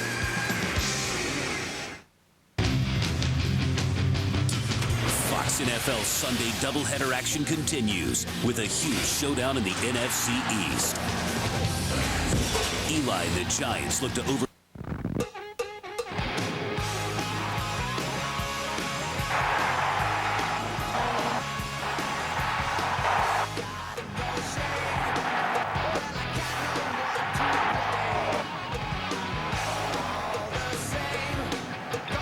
Well, if you're watching, we hope you're proficient in high mathematics, because we start the 3rd quarter and the 63 combined points rank as the 2nd highest first half total in NFL history, Brian Baldinger.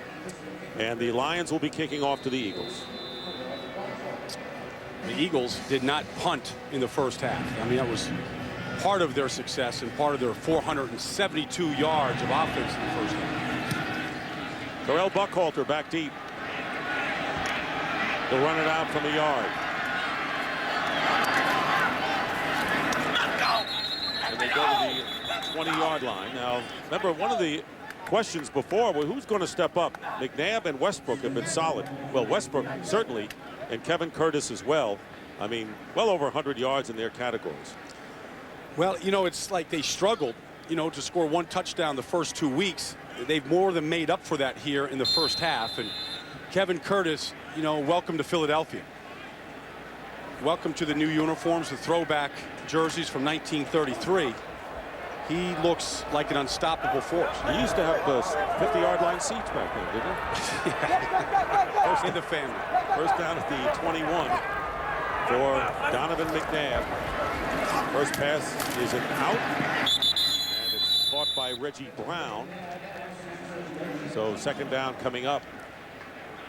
So now let's look ahead at what we've got here as far as the Lions and the Eagles, and there's got to be some semblance of Detroit defensively putting more pressure on McNabb. We'll see what they can do. I mean, you know, McNabb has missed one pass in the first half, and so they haven't gotten to him. They haven't put any pressure. Now, Rod Marinelli is an old defensive line coach. I'm sure he gave a whipping to the guys up front here coming out of the locker room. Second down and 6. Sean Andrews back in at right guard, number 73. And the pass is swung out to Westbrook. Dodges another player and is 1 yard shy of the first down. So that'll be third down and 1 coming up. Westbrook with a brilliant first half. 11 carries for 101 yards. Look, and now on the brink of going over 100 as a receiver. Yeah, I mean, look, it's fantasy. It is Westbrook has been able to do anything he wanted to do in that first half. Tony Hunt, the rookie running back from Penn State, practiced this week, and he's in the lineup now. Third round pick, number 29. And he gets the ball, and he is dumped by number 79. Good play made by Langston Moore. That's the first time that they've stopped the Eagles today. Langston Moore came from the backside. He got inside Trey Thomas, and Tony Hunt's first carry in the NFL goes for negative yards. You saw the emotion of Detroit right there. Anything can be a spark at this point. 3 and out, make the Eagles punt for the first time. You try to build off of that. Troy Walters goes back, and Savaraka played 15 years of Australian rules football with his first kick. And it's going to die inside the 30-yard line. So the Lions defense does its job on the first possession. See what Mike Martz has in mind when we come back. Oh, honey, I told the neighbors we'd feed their pets while they're away. Oh, okay, sweetie. Oh, no. Ooh. Want to get away? Now you can. With Southwest Airlines Internet Specials, you can fly to 64 destinations nationwide for just $49 to $109. Purchased by September 24th. You are now free to move about the country. Think about it, Frank. Hold on. I'm a salesman. I work in Virginia, but I do business in Colorado. The bucket's jammed. So hydraulic issue. Sacramento. Roger that, 7-9er. Roger that, 7-9er. Fly me in a little lower. Request permission for lower altitude recon. Flagstaff. Democracy, people. In San Antonio. So I need a network that works where I live. A place called Virgicalamento Flag Antonio. Frank, I'm back. The new AT&T works in more places like Virgicalamento Flag Antonio. Roger, night down for me, please. All set here. Being fastest from 0 to 60 is good. Truckers say fastest from 40 to 70, even better. Throw in 4 massive disc brakes, and you got yourself one happy ending. Available on the full-size Tundra. The truck that's changing it all. Today's game on Fox is sponsored by Southwest Airlines. With Southwest Airlines' convenient nonstop flights, it's like having your own company plane. By Visa, go on, live life, and remember that no matter what it takes, life takes Visa. And by the full-size Toyota Tundra, the truck that is changing it all. Oh, no. Back here in Philadelphia, and unlike a Mike Martz offense, he lines up only one wide receiver. That's Mike Furry on the right. He has Sean McHugh, a tight end. Blaine Saipaia, who is a center, who is also on the right flank, and the handoff is to Tatum Bell. So this is a power offense that we're seeing right here, Brian. Well, it's a real shift. It's a shift from what they've done in the first half. And Mike Martz is not afraid to run the football. In fact, the last time when he was with the Rams and played against the Eagles, he actually ran 8 straight runs against the Eagles and scored on an 80-yard drive.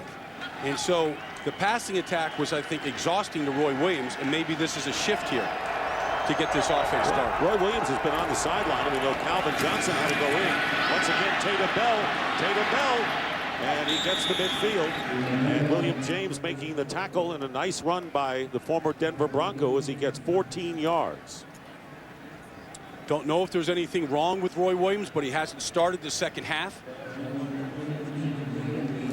He had an exhausting first half. I mean, after Calvin Johnson was injured, almost every single ball was thrown to him. And I noticed in the latter stages was on the sidelines. It was not in the lineup. That's when Troy Walters came in there. There you see the rushing story. Detroit stuck at 21. Kevin Jones. Now in the backfield. First down. Midfield. Roll out by Kitna. And the pass sitting right there is Furry. Makes the catch. And a first down to the 29 of the Eagles. And right now for a game break, let's return to Kurt Menefee in Los Angeles. Well, Terry's upset pick was the Green Bay Packers over San Diego. It looked good for a while, but right now, LaDainian Tomlinson and the Chargers, after that touchdown, have a 4-point lead. That one in the third quarter. Back to Dick and Baldy. All right, thank you very much, Kurt. Packers giving the Chargers a good fight here. Here is Kevin Jones testing the middle of the line, and he picks up 2 yards on first down. You know, it's interesting at wide receiver out there right now with Roy Williams on the sideline is Sean McDonald and Mike Furry. And you go, oh, who are those guys? Well, Mike Furry caught 98 passes last year. And if you talk to the Eagles defensive backs like Sheldon Brown, those guys are more difficult to cover out here than the big guys, Calvin Johnson, Roy Williams, because it's hard to get your hands on these guys. They're quicker and they're smaller. There's less body surface to hit them. Second and 8. A hit from behind by Trent Cole, and another sack, 5th of the game by the Eagles defense, and they'll lose about 8 yards. Well, this is Trent Cole here going to beat Jeff Backus clean. He had that dip move again that we talked about in the first quarter, Dick, where he gets underneath the offensive tackle's hands and he's able to raise himself up. He's going to have at least double-digit sacks this year on that move alone. Jonathan Scott has replaced Jeff Backus at left tackle. So there's Kitna. Double figures in hits and hurries. That's not good. Third down and 16. Penalty marker is down. And Kitna being chased by Javon Curse as he goes out of bounds. Flag is down on the other sideline. Could be a penalty against Javon Curse. Not sure why Kitna didn't throw the ball. He's got no repercussions. Even if he throws a bad throw, it was going to come back. I think he knew it, too. He got 6 out of it. Defense, offside, number 93, 5-yard penalty, replay third down. You got the right guy, Javon Curse. Andy Reid's going to take Curse right out of the game. And Jaquay Thomas has replaced him. So the veteran Javon Curse, who injured a knee last season early in the campaign, went on IR, and Jaquay Thomas replaces him. 3rd and 11. Roy Williams is checked back in the lineup. Number 11. There he is. Kitna, and he completes it to Furry, and not going to get the first down, as Mike Furry is stopped after a gain of about 8 yards and short of the first down. And Jason Hanson will come in to presumably try a field goal. It's the right thing to do here. You need to get points out of this drive here to keep some momentum going. The defense did a good job of getting the ball back, forcing the Eagles to punt. This will be a 46-yard try. Hanson has missed 1 so far this year. That was the one that would have won it in regulation last week against the Vikings. He did win in overtime. And here's Jason Hanson, reliable for a long time, and he misses. Hooked it. So Rod Marinelli sees an interception at the end of the first half that goes against him, and a missed field goal. Score stays the same. We're not even in the right seats.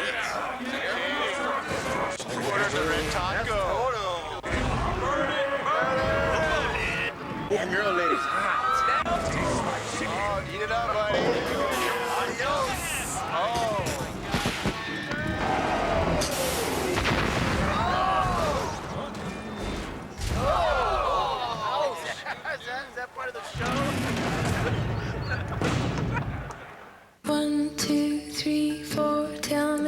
you love me more. Sleepless, long nights, that's what my youth was for. Oh, teenage hopes arrived at your door. Left you with nothing, but they want some more. Oh, you're changing in your heart. Oh, you know who you are. 1, 2, 3, 4.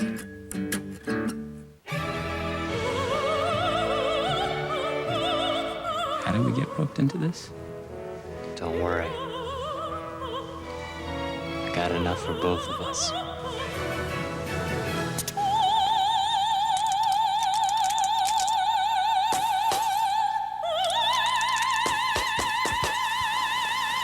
Refreshingly smooth Bud Light. Always worth it. First time at the opera place?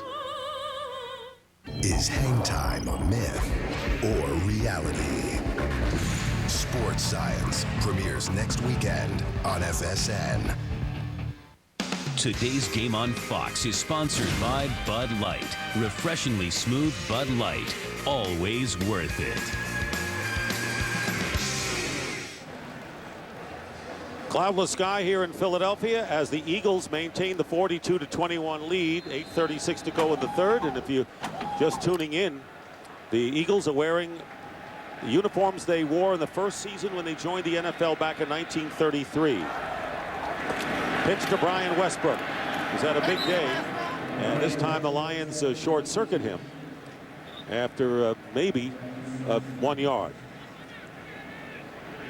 I think the hardest thing that the Eagles have to do right now is just fight that lethargic feeling of you've got 42 points. We've got all these yards. We've had all this success. Westbrook is over 200 yards of total offense. Just kind of fighting the malaise that can set in after an explosive, the most explosive first half the Eagles have ever had under Andy Reid. And you can't do it when you have Mike Martz on the other side. No, you can't rest easy. Here's McNabb. They pick up the rush beautifully. And the pass is caught by Curtis. What a day, career day for Kevin Curtis. 10th catch of the game. Over 200 yards and 3 touchdowns, and a terrific job of protecting Donovan McNabb today. That was good for 12. What was good about that throw, outside of the completion to Curtis, another one was how well Donovan saw the whole field. From sideline to sideline, just going through his progressions, because Kevin Curtis wasn't his first receiver on that play. There's Curtis. Former Ram with a great game. Westbrook, also a great game. Manages to edge his way into Lion territory and shaken up as Dwayne White makes the tackle. Looks like, is that William Thomas? That's William Thomas. Thomas last week suffered back spasms and now going to limp off. Well, that's not back spasms there. That's just getting his knee rolled up. And so last year's #1 pick, Winston Justice, will come in for his place. But what a warrior, though, William Thomas has been. One of only 2 players on this roster that Andy Reid did not draft. Second down and 8. Pass caught at the 40. It'll be a first down to Jason Avant, who had scored the only Eagle touchdown coming into this game. Picks up 9. Take a look at William Thomas here. This is a nightmare. It looked like Ernie Sims kind of falling right into the back of his right knee. For a man that's 6'7", stretched out like that, it's just such a vulnerable thing. You mentioned Ernie Sims. Paris Lennon also has been shaken up. That's why Teddy Lehman is in there. Well, the Lions have had their share of injuries. More than their share. 6 minutes remaining in the third. First down on the 40 of the Lions. There's Westbrook. Breaks 1 tackle, breaks 2 tackles, and gets close to the first down. Want to remind you, the NFL on Fox coming up next. The Giants, who started the year 0-2 and have given up 80 points in 2 games against the Redskins, who are 2-0 and beat these Eagles Monday night at FedEx Field. Important NFC East matchup. Redskins starting off 2-0. Looked good, looked very good defensively on Monday night. And that Jason Campbell looked good, getting the ball to a bunch of playmakers. Donovan McNabb, by the way, has completed 16 in a row And Thomas DePay bounces to the outside and will get the first down and out of bounds at the 20. So a great mix today. You know, the Eagles didn't run that much Monday, running a lot more today. Just a dive to Thomas DePay. He's just looking for some kind of open real estate. He got 11 yards, and I guess it goes without saying when you have a lead like this. I mean, that's what you do in the second half. That's, you know, people will be counting, you know, how many passes, how many runs right here. But when you get that kind of a lead, that's kind of the time to start pounding it a little bit more. And who can argue with the passing game today? First down at the 20, up the middle. Pass caught by Max Schobel, and Schobel gets 8 yards. It was interesting. When the Eagles started off 0-2 in 2003, they went to Buffalo to play, and pressure was on Donovan. He didn't play well against Tampa in the opening, and then against the Patriots, and they lost. And, you know, a lot of people said Donovan's got to sit down, and Andy Reid said, you know, like Larry Bird, bad game shooting, you just keep shooting to get hot. And Andy Reid can tell you exactly what play they ran on the first play against Buffalo, who caught it, and what happened on the play, like coaches can remember like nothing else. He told us he remembered high school guys he played with and what numbers they wore. Here's a handoff to Westbrook, and Westbrook gets to the 8-yard line. Another first down for Philadelphia. And you saw the play selection, which is pretty much balanced, and a lot of it coming here in the second half. Westbrook scoring 3 touchdowns today. Dick, I would think about really almost sitting Westbrook down at this point. I mean, he takes a hit right here. He's carried the load. He's done his job here today. These are the kind of shots that Westbrook doesn't take a lot of. But that low shot to his leg on his knee, those are the kind of shots that make his knee swell up. 108 yards rushing, 111 as a receiver. Here's McNabb, flips it into the end zone, and nowhere near, and a flag goes down at the goal line. Penalty flag is there. Kevin Curtis, see if he was held. Well, if you scored 3 touchdown passes already today, it might be a good defense to hold him and not let him get number 4. Illegal contact. Defense, number 25. The penalty is half the distance to the goal. Automatic first down. It's Fernando Bryant right there. I mean, that's just, you know, it's after the 5 yards. Just grabbed him and not let him get started. That's why I asked you a little while ago, you know, what can the Lions do about Curtis? And the one thing you never said is I didn't say to tackle the receiver, but that didn't work either, because now the Eagles get a first down and a couple more shots, and that's dangerous there for Westbrook as he's getting looked at after his last carry. Tony Hunt is the tailback, number 29. Play action. And there's McNabb backing up. He was trying to go to Hank Basket. Wait a second, is that an incompletion? I don't know if McNabb was capable of that today. It's a second of the game. And so that was a throwaway. There was nobody there. I mean, he had to do that. He had 18 completions in a row before that last pass play, and I'm just going to take a wild guess that McNabb's passing rating is going to soar this week. What do you think? Yeah, for whatever that's worth. You know, for whatever quarterback rating means. Yeah. McNabb is only going to be measured by postseason wins. That's all. I mean, regular season, he's expected to get to this team to the playoffs. How he does in the postseason is how he's always going to be framed. Second down and goal. Tony Hunt gets to the 1. That close to his first NFL touchdown. Yeah. Andy Reid was talking to us about Tony Hunt on Friday, and the first thing he said to him about it is how big his head is. You know, like they're surprised they can find a helmet that big. And he doesn't have great speed, but he's just one of those guys at Penn State and in the preseason here in Philadelphia was a guy that you could just pound.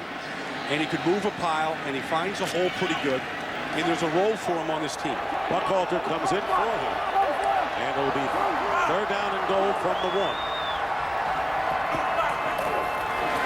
And they give it to Buckhalter, who goes straight ahead for the touchdown. And the beat goes on for the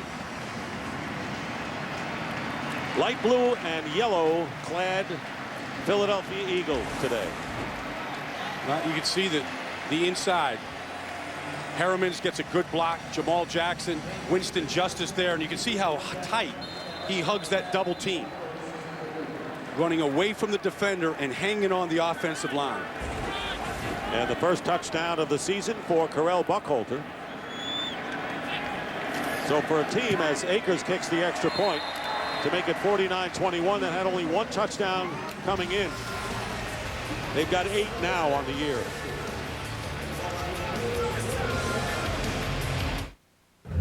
Truck guys will tell you, taking off from a dead stop with 10,000 pounds ain't no picnic. So this half-ton's got massive torque, 6-speed tranny with tow haul mode, and 4 oversized disc brakes. Because stopping 10,000 pounds ain't no picnic either. Available on the full-size Tundra, the truck that's changing it all. It's a father's job to teach his son some basic stuff, like how to throw a football. Now that he's older, I'm teaching him my specialty, how to man a grill. It's about timing and having quality ingredients. Timing comes with practice. Everything else comes from Walmart. If I'm going to teach him the value of $1, Walmart's the place to do it. I save more, so I get more.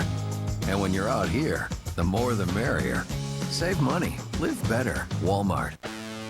Watch out, Fridays. This is one of those tucking in the napkin, ordering a drink before my jeans even hit the booth kind of nights. So let's jar my taste buds out of hibernation with something I've never tried before. Something with one or preferably more of the following adjectives: fire grilled, crusted, marinated, glazed. 3 courses totally up to me for just $12.99. Friday's 3-course menu is back, and so am I. Give me more Fridays. Fox Tuesday, Bones returns on a new night with a season premiere so surprising, words can't describe it. Very symbiotic. What is it, the word of the day? Bones. Then, Melison's most brilliant mind is back, and he's hiring. Wear a cup. Watch the season premiere after Bones. It all starts Tuesday at 8/7 Central on Fox. Marty Morenweg, who calls the plays, and the former coach of the Detroit Lions, and dialing up the right ones today as the Eagles lead by a score of 49-21 over the Lions. And there is the scoring drive, and the lowest yardage in the scoring drive all day was 43 yards. You have a lot from 50, 60, a couple in the 70s, and one in the 80s. That's what it's been like for the Eagles this afternoon.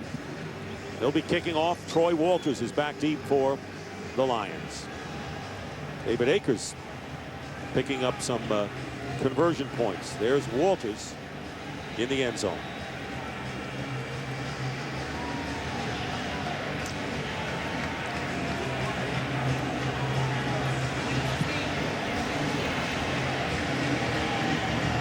And make throwback uniforms for the cheerleaders as well. Throwback pom-poms, throwback baseball hats. A lot of tailoring going on for this week. A lot of work with the sewing machine this week.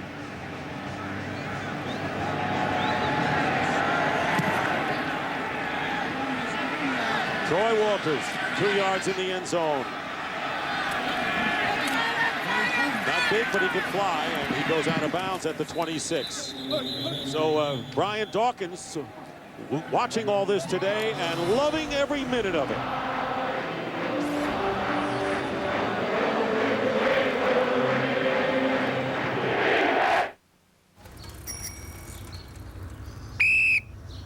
Let's see that arm.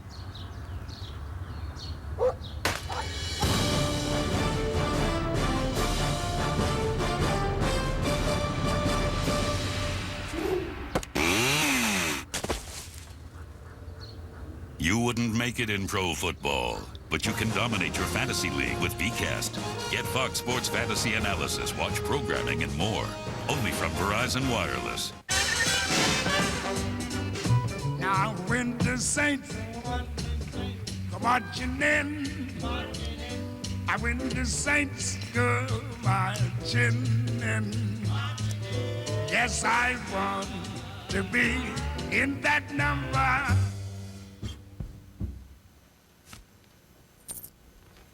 And when the Visa makes it easier for NFL fans to get ready for game day. Life takes Visa. Strange going on. Over 1,000 people insist they've seen something in Loch Ness. And yet when science is applied, like this expedition here, what's going on? I don't believe it. I don't believe it. Do you see that? There. Oh, my.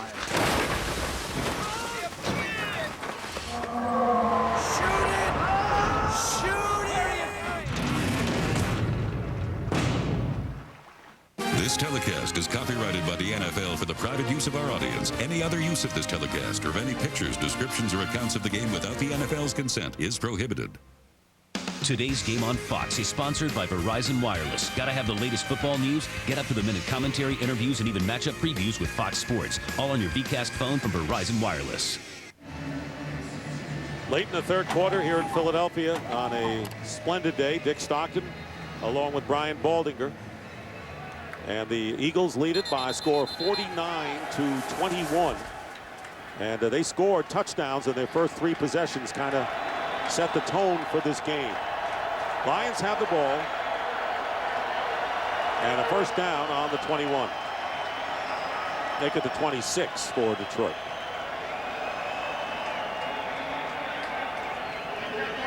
Lions back to that 2 wide receiver set. On the field. The clock's are now partial. Play clock. The Gene Steratore. Play clock is bothered. There should be a 25 inside that play clock. And I will say that neither team really needs it. They've been playing without it pretty well. Kitna under pressure. And he flips it off to Tatum Bell. Bell hit from behind by Jaquay Thomas. Let's send it down now to Jennifer Hammond. And guys, Brian Westbrook indeed did suffer a rib injury near the goal line in the last offensive series of the Eagles. He has been taken into the locker room. They are x-raying that injury. In the meantime, left tackle William Thomas will probably be back. They did say that he had a knee sprain, but looks good for him to come back.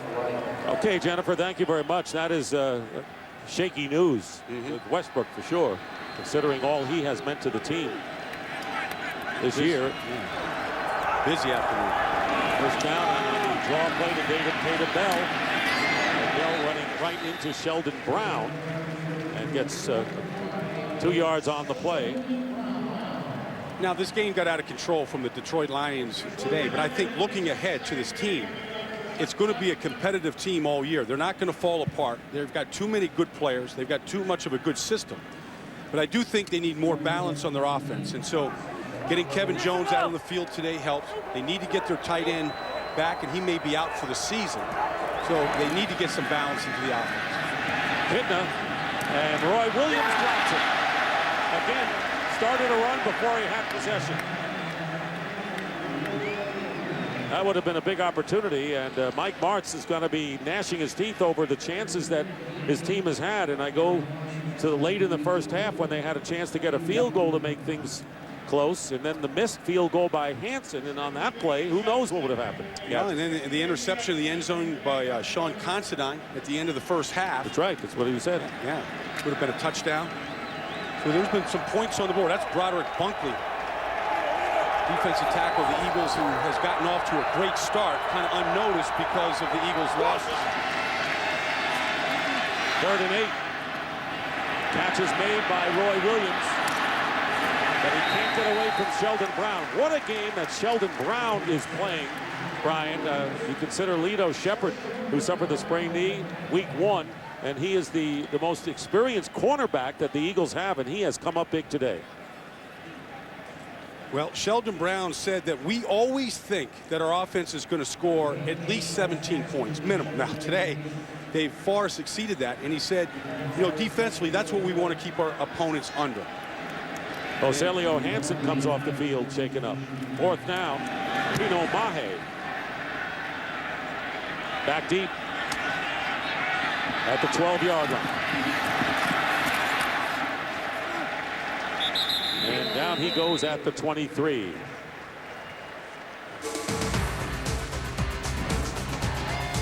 We have a quarter to go.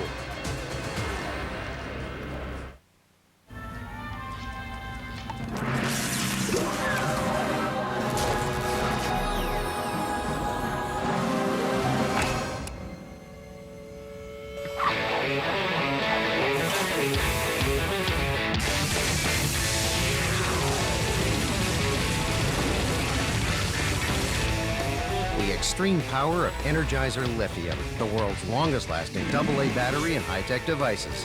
Energizer. Keep going. I had enough of feeling embarrassed about my skin. Enough of just covering up my moderate to severe plaque psoriasis. I decided enough is enough. I started Enbrel. It works on your immune system to suppress inflammation. Because psoriasis is an immune disease, not just a skin disease. Enbrel may not work for everyone and may not clear you completely. But for many like me, it gets skin clear fast, within 2 months, and keeps it clear up to 9 months. Because prescription Enbrel suppresses your immune system, it may lower your ability to fight infections, such as an open sore or the flu. So don't start it if you have one. Tell your doctor if you're prone to infections, if you have had hepatitis B, if you've been treated for heart failure, or if you experience persistent fever, bruising, bleeding, or paleness while on Enbrel. Serious, sometimes fatal events, including infections, lymphoma, and nervous system and blood disorders have occurred. If you've had enough, ask your dermatologist about Enbrel. Fall in love with melty cheese. Taco Bell's new Cheesy Beefy Melt. To get seasoned beef, cool sour cream, melty, and even more glorious melty cheese, think outside the bun. Back here in Philadelphia, 5 seconds remain in the third quarter. William Thomas is all right. He's back in the game at left tackle for the Eagles. First and 10 for Philadelphia.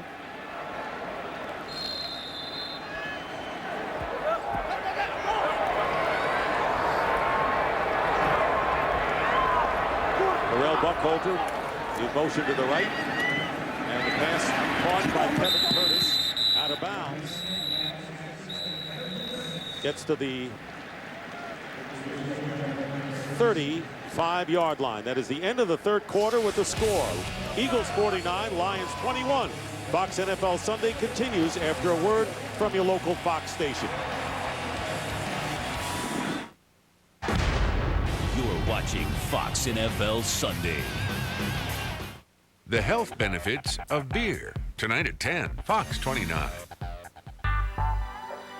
You've never driven anything like it. The Nissan Murano.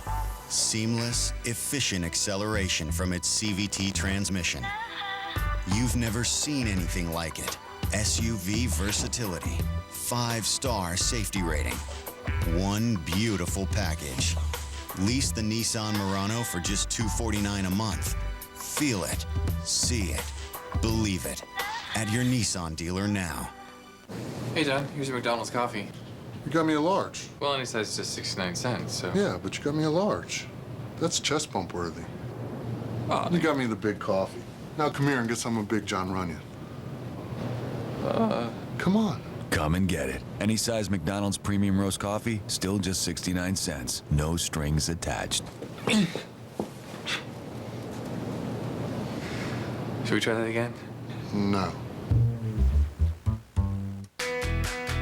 If you want it, here it is, come and get it. Make your mind up fast. If you want it. The clock is ticking at the Chevy Time to Buy sale. For a few short days, get great deals on most Chevys. Hurry, time is running out. Qualified lessees can get a low-mileage lease on an 08 Impala LT for around $239 a month. Residency restrictions apply. Call for details. See for yourself. Shop and compare at ChevyShowcase.com.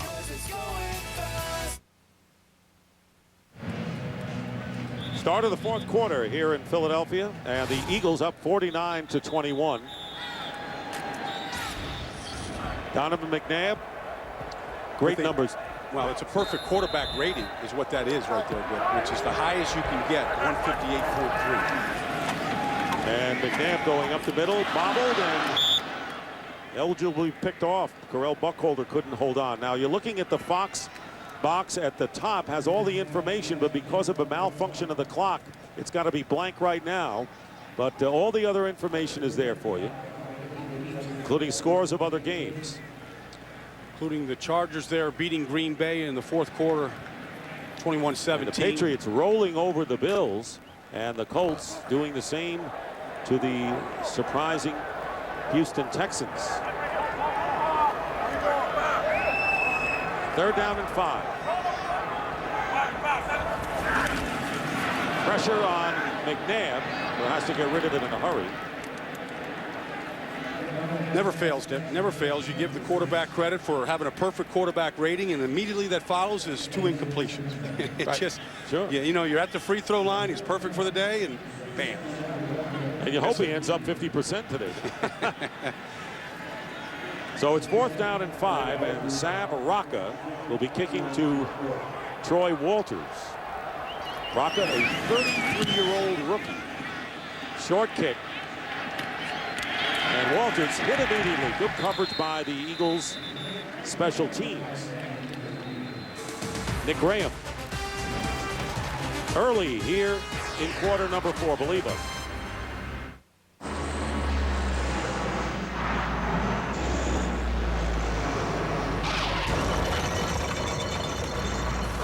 The Ford F-150 is equipped with vented disc brakes, standard on all 4 wheels.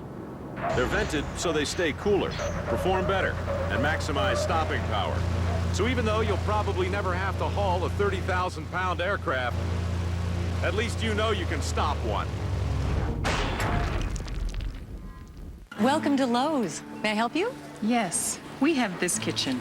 We'd love to have this kitchen. Let me show you some options. Hey, let's get started. Have you thought about under cabinet? At Lowe's, our kitchen specialists can help you build a kitchen you've always dreamed of. We'll walk you through every step, even installation, with your budget in mind.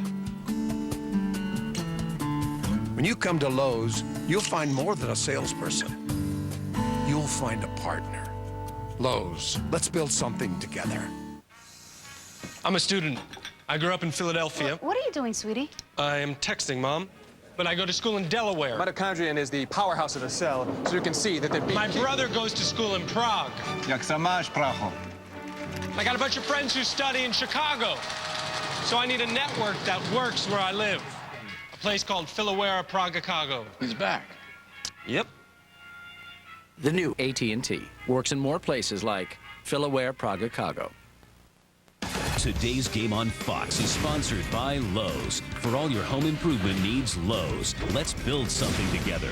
By Domino's Pizza. Get the door, it's Domino's. By the new AT&T. Your world delivered. And by the Ford F-150.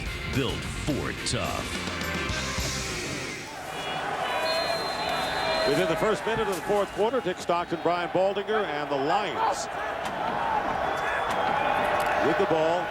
First down. Looking left, going right to Tatum Bell. And Bell, with a little run after the catch, winds up with 3 yards on the play.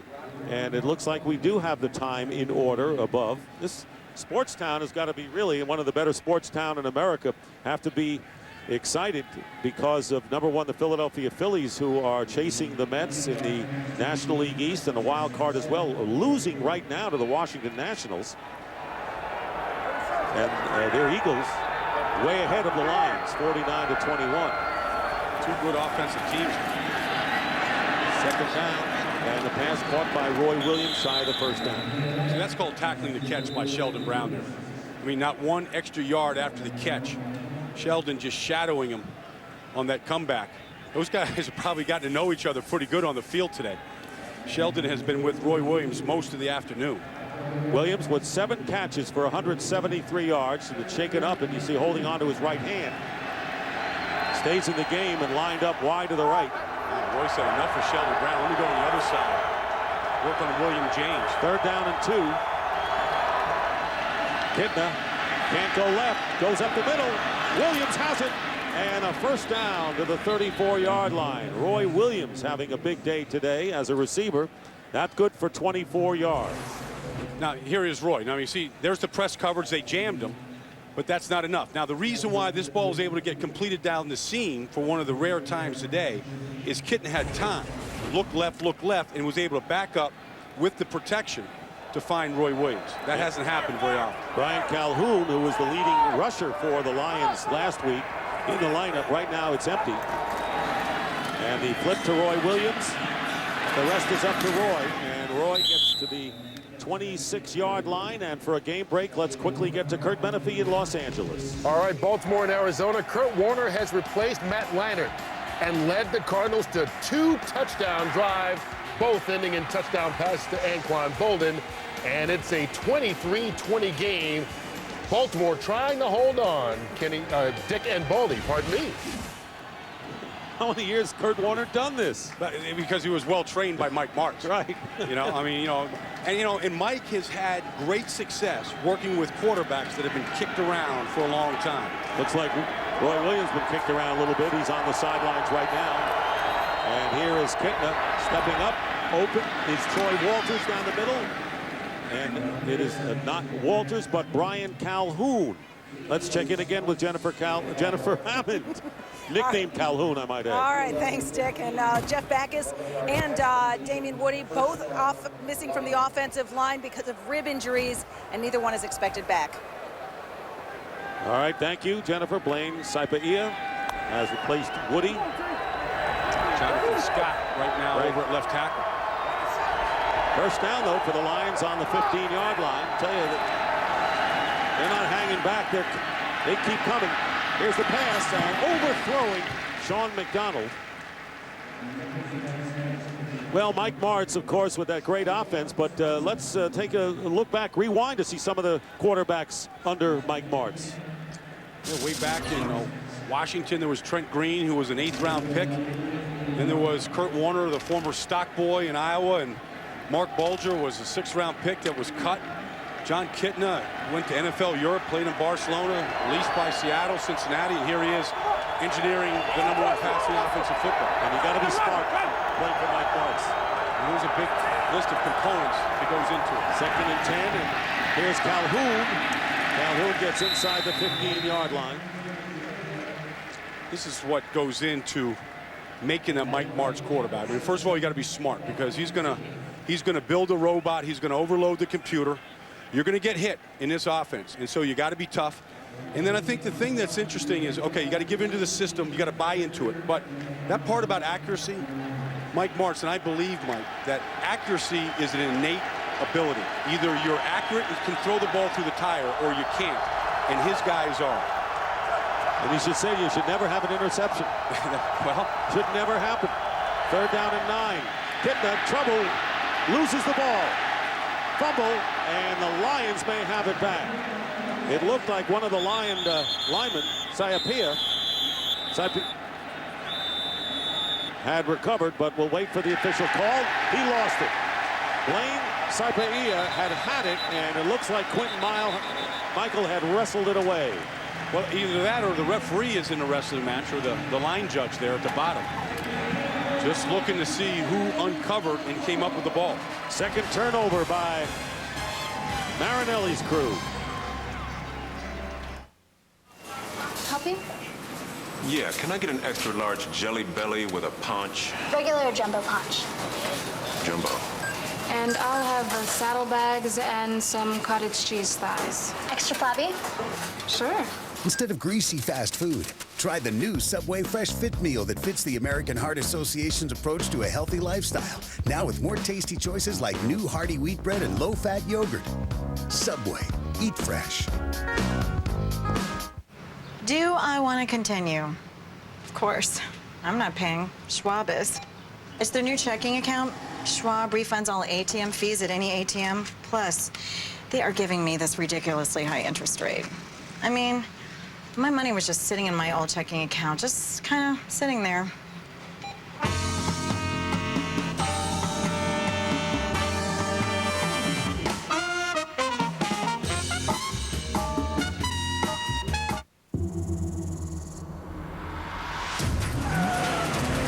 The Ford F-150 has massive lower front control arms and rear shock absorbers mounted outside the frame rails, giving it the highest available payload in its class.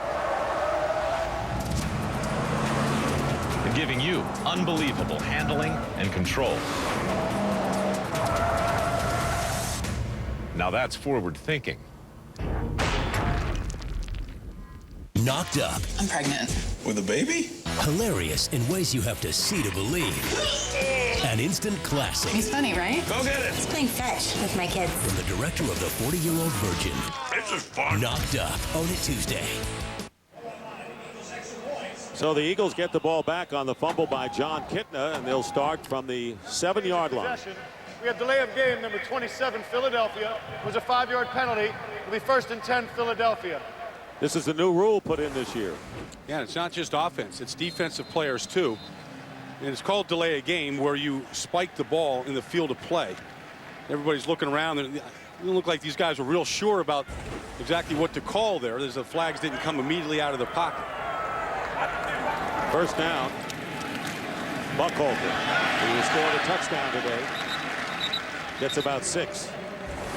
Let's go back to the fumble by John Kitna here and just look at the mechanics of what happens. I mean, this is just a hot potato now. It's scrambling on the ground. Quentin Michael recovers it, but at that point, nobody knows who has the ball. So the side judge, the referees, the officials, they all come in scrambling, get involved in the scramble, and all they're doing is trying to separate who's got the ball, and they're just yelling color, either white or yellow, who has it. Bring that up because the Eagles lost the opening game against Green Bay this year after a muff punt that got recovered in the end zone. Even though the Eagles came up with the ball, they didn't see it at the bottom of the pile. 2nd and 4, Buckholter again. Meanwhile, Donovan McNabb remains in this game. We're in the 4th quarter and a huge lead for the Eagles, Brian. He doesn't want to come out of the game. The last thing he wants to see is Kevin Cobb coming onto the field. I mean, he wants to keep him at bay as long as he can. I mean, not just this game. I mean, like this year, next year, and the year after. And that's the thing you always say, well, as the quarterback out there, Westbrook's out, they don't want to come off the field and let anybody see what the next guy might be able to do. And, of course, this year more than ever in this city. 3rd down and 2. Little pump fake. Dropping the pass is Curtis. What's the matter with him? Get new receivers. Yeah, I mean, okay. You're either going to say you dropped the pass or you're 11 for 222 and 3 touchdown catches. Boy, Andy Reid will have a word to him when he gets to the sideline, I'm sure. A little perplexed. See it? See, but when you coach all the way through every play. 4th down and Sav Rocca only kicking for the 3rd time. So I don't even know if he earned a paycheck today, did Rocca. And Troy Walters backed up to the 35 and fakes the handoff, keeps the ball, makes a wide arc. Flag is down, and Troy Walters goes out of bounds at the 49 with the penalty down. He ran a long ways, didn't he? He gained a few yards.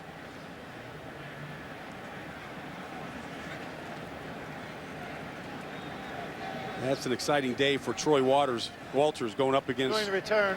Illegal block in the back. Number 82 of the return team. 10-yard penalty. Timeout. Casey Fitzsimmons. 8:49 to go in the game. Eagles 49 and the Lions 21. Don't touch my Bud Light. Yeah, right.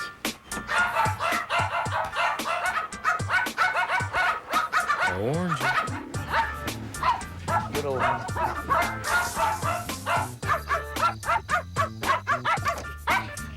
Refreshingly smooth Bud Light.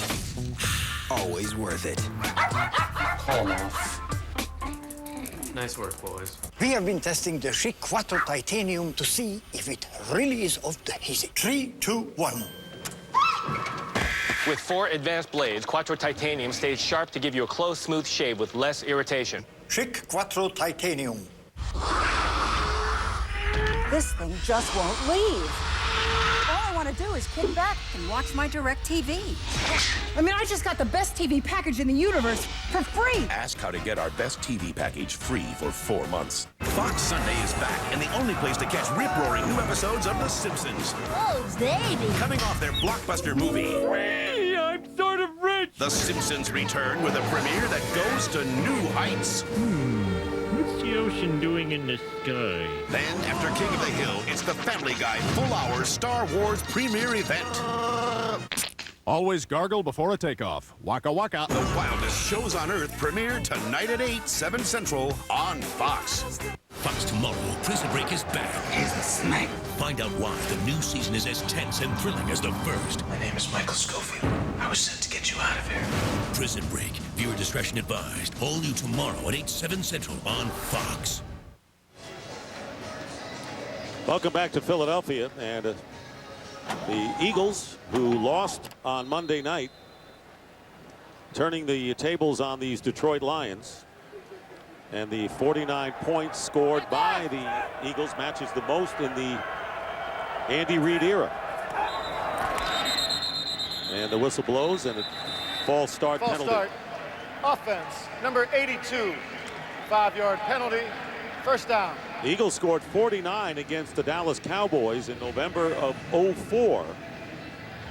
Won the game 49-21. I guess when you're going to score 49, the other team has to get 21. So that matches the most. There. Jon Kitna today, 23 of 37, 405 yards, not far away from his career high of 411. 2 touchdowns, 1 pick, and has been sacked. And that is a takedown by Jaquay Thomas. That is the 6th sack of the game against Kitna. Now, the defensive line is going to get credit for most of those 6 sacks today, Dick, but you've got to give credit, unbelievable credit, really, to a guy like Quentin Michael, to Heselio Hansen. These guys that, you know, are backups, came in to start today, and without Brian Dawkins, without Lito Shepherd, have stepped up. Will James, these guys have stepped up and played huge for this defense. That is a huge, that is a story today, because they were shorthanded. And against Mike Martz, as Kitna loses it again and loses the ball as well, and the Eagles recover. Jaquay Thomas gets the loose ball. And another turnover, a 7-yard loss, 7 sacks, and the 3rd turnover of the game committed by the Detroit Lions. So this is picnic time and a rough afternoon, long one for Rod Marinelli. Wow, this is a chance for the defensive line just to really pad their statistics. But this Jaquay Thomas, who was really kind of a guy they picked up a couple of years ago from Tennessee, continues to show up, continues to make plays, continues to be a force on this defensive line. And that was just a great effort to reach and knock that ball out of Kitna's hands. And it was Trent Cole, who had 8 sacks 2 years ago, a 1.5 last year. This is his 3rd of the game, so he's coming back to his standards of a couple of years ago. Here is McNabb. Schobel was knocked down. Incomplete pass, and pass interference against the Lions will make it 1st and goal at the 1.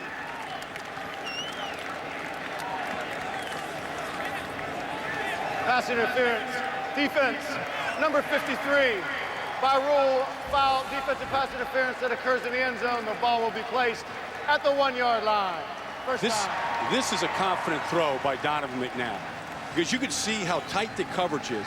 And most guys, especially after a day like today, don't want to mar it with any kind of interceptions. But he can feel it today. The rhythm is there, and he pulled the trigger. And that's a good sign for Eagle fans and for this offense. Paris Lennon committing the penalty.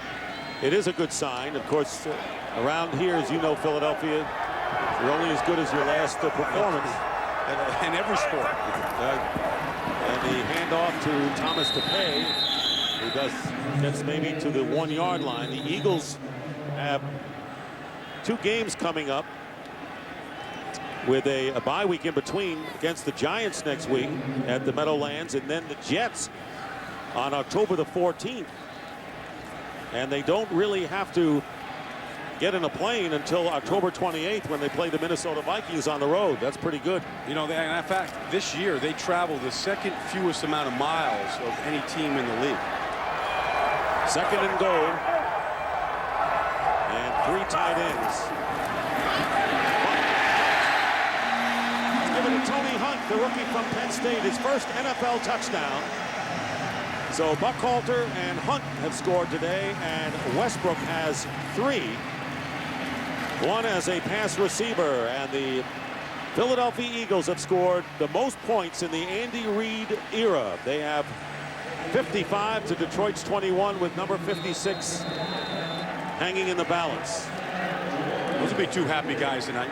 Marty Morningway, the former Lion head coach, first coach that Matt Millen had hired in 2001, and Andy Reid together should feel pretty good about this effort. Head coach of the Lions, 2001 and 2. His record was 5-27. They love him in Philly, however. We'll be back.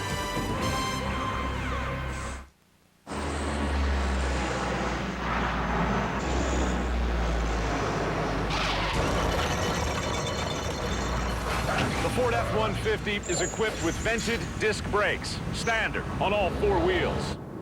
They're vented so they stay cooler, perform better, and maximize stopping power. So even though you'll probably never have to haul a 30,000-pound aircraft, at least you know you can stop one. When it comes to romance, sometimes you like to be ready fast. But sometimes it's better to take things slow. For either time, one ED tablet gives you the option to choose Cialis. Cialis is the only erectile dysfunction tablet clinically proven to both go to work fast, in as little as 30 minutes for some men, and work up to 36 hours. No other ED tablet can do both. And Cialis works so you can respond to your partner only when you're both ready. Tell your doctor about your medical condition and all medications, and ask if you're healthy enough for sexual activity. Don't take Cialis if you take nitrates for chest pain, as this may cause an unsafe drop in blood pressure. Don't drink alcohol in excess with Cialis. Side effects may include headache, upset stomach, delayed backache, or muscle ache. To avoid long-term injury, seek immediate medical help if you experience priapism, an erection lasting more than 4 hours. If you have any sudden decrease in vision, stop taking Cialis and call your doctor right away. Why ask your doctor about Cialis? Because either sooner or later, when the moment is right, you can be ready with Cialis. Fall in love with melty cheese. Taco Bell's new Cheesy Beefy Melt.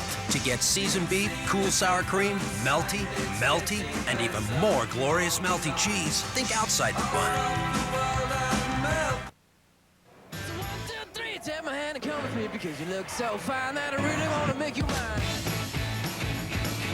4, 5, 6, come on and get your kicks. Now you don't need the money when you look like that, do you, honey? Philadelphia Eagles exploding today.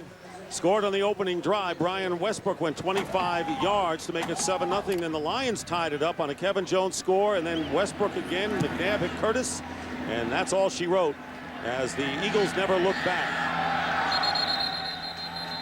Well, Fox tonight, fire up your lightsabers for the epic season premiere of Family Guy.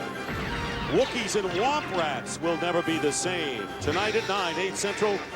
The farce will be with you only on Fox. Viewer discretion is advised. And Donovan McNabb talking with Andy Reid, and we're going to see Kevin Kolb apparently make his NFL debut. There is Kolb getting set to go, and Kevin Kolb, who was the second-round draft pick, first player drafted by the Eagles out of the University of Houston. Straight ahead is Brian Calhoun, and a flag is down as Calhoun gets the first down to the 32. I guarantee you that conversation that Andy Reid had with Donovan wasn't easy for Donovan to swallow and to listen to. Personal foul, face mask, number 96 of the defense. 15-yard penalty added to the end of the run. First down. Omar Gaither, and the Lions will get. And I understand where you're coming from, but when you're up 56-21, and you're not 100% anyway, and going without the knee brace for the first time. He's still throwing. He's still throwing it. Yeah, but to be reasonable, I mean, so he comes in. I mean, you had a great game. Yeah, but these are the kind of games, you pad some stats, you keep it going. Incomplete. That's what they look at the end of the season. You don't want to come off the field. I don't know about John Kitna. He may have other ideas. Yeah, Kitna's had a. When you're in a passing offense, you're going to get hit. But John is a tough guy. This Detroit team, it's just the beginning. And they had this setback today, but they'll be competitive in the NFC North this year. And they've got too many good players. They need to get their tight end situation straightened out. They need to develop a running game here to give that offense some balance. Well, getting Kevin Jones back could help that going a long way. Flag is down, and it could be a free play here for Kitna.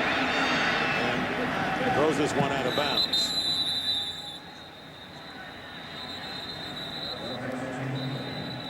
And it's going to be against the Eagles, offside. Offside. Defense, number 90. 5-yard penalty. Replay, second down. Darren Howard.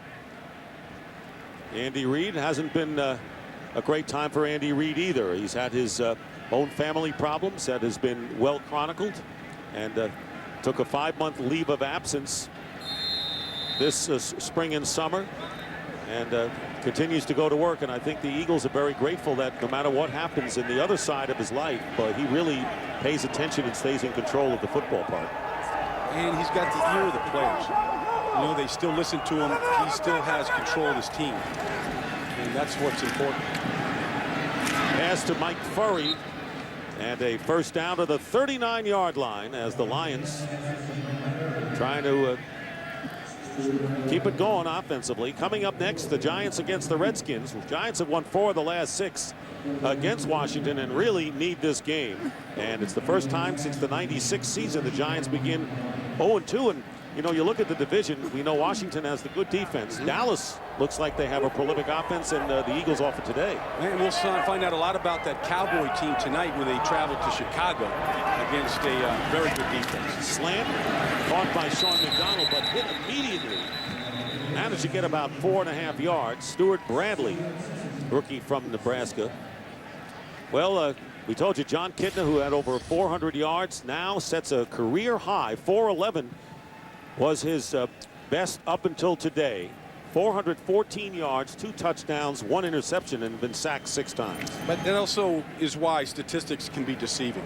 You know, over 400 yards passing, yet they're going to lose by, 4 touchdowns here, 5 touchdowns. So, yeah, sometimes these things don't really measure out. I totally agree. And there's the pass to Sean McDonald. McDonald wending his way and goes out of bounds inside the 20-yard line. That's why every week you look at the top passing yards by quarterback, and virtually all of them have lost the game. Well, after today's game, I mean, Detroit will still be the #1 passing offense in football, unless somebody throws for like 800 yards here this evening or something. So, yeah, they'll still be at the top of the charts. But with that, you mean Rex Grossman? Well, that would make people in Chicago happy.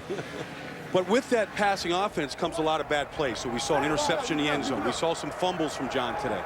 You know, they have to learn how to finish drives and keep the quarterback healthy. From the 18-yard line, and flag is down, and the pass deflected. Tatum Bell was the target on that play. In fact, 3 of the interceptions that the Lion quarterbacks have thrown this year have come in the end zone, where you have a chance to score. Offense, number 67, 10-yard penalty, replay first down. Lane Saipaia holding, so they'll move it back and play it again. The Lions, and you mentioned they're in look, they won 3 games last year, and they already have 2 in their back pocket. They've got the Bears at home next week and then go to Washington.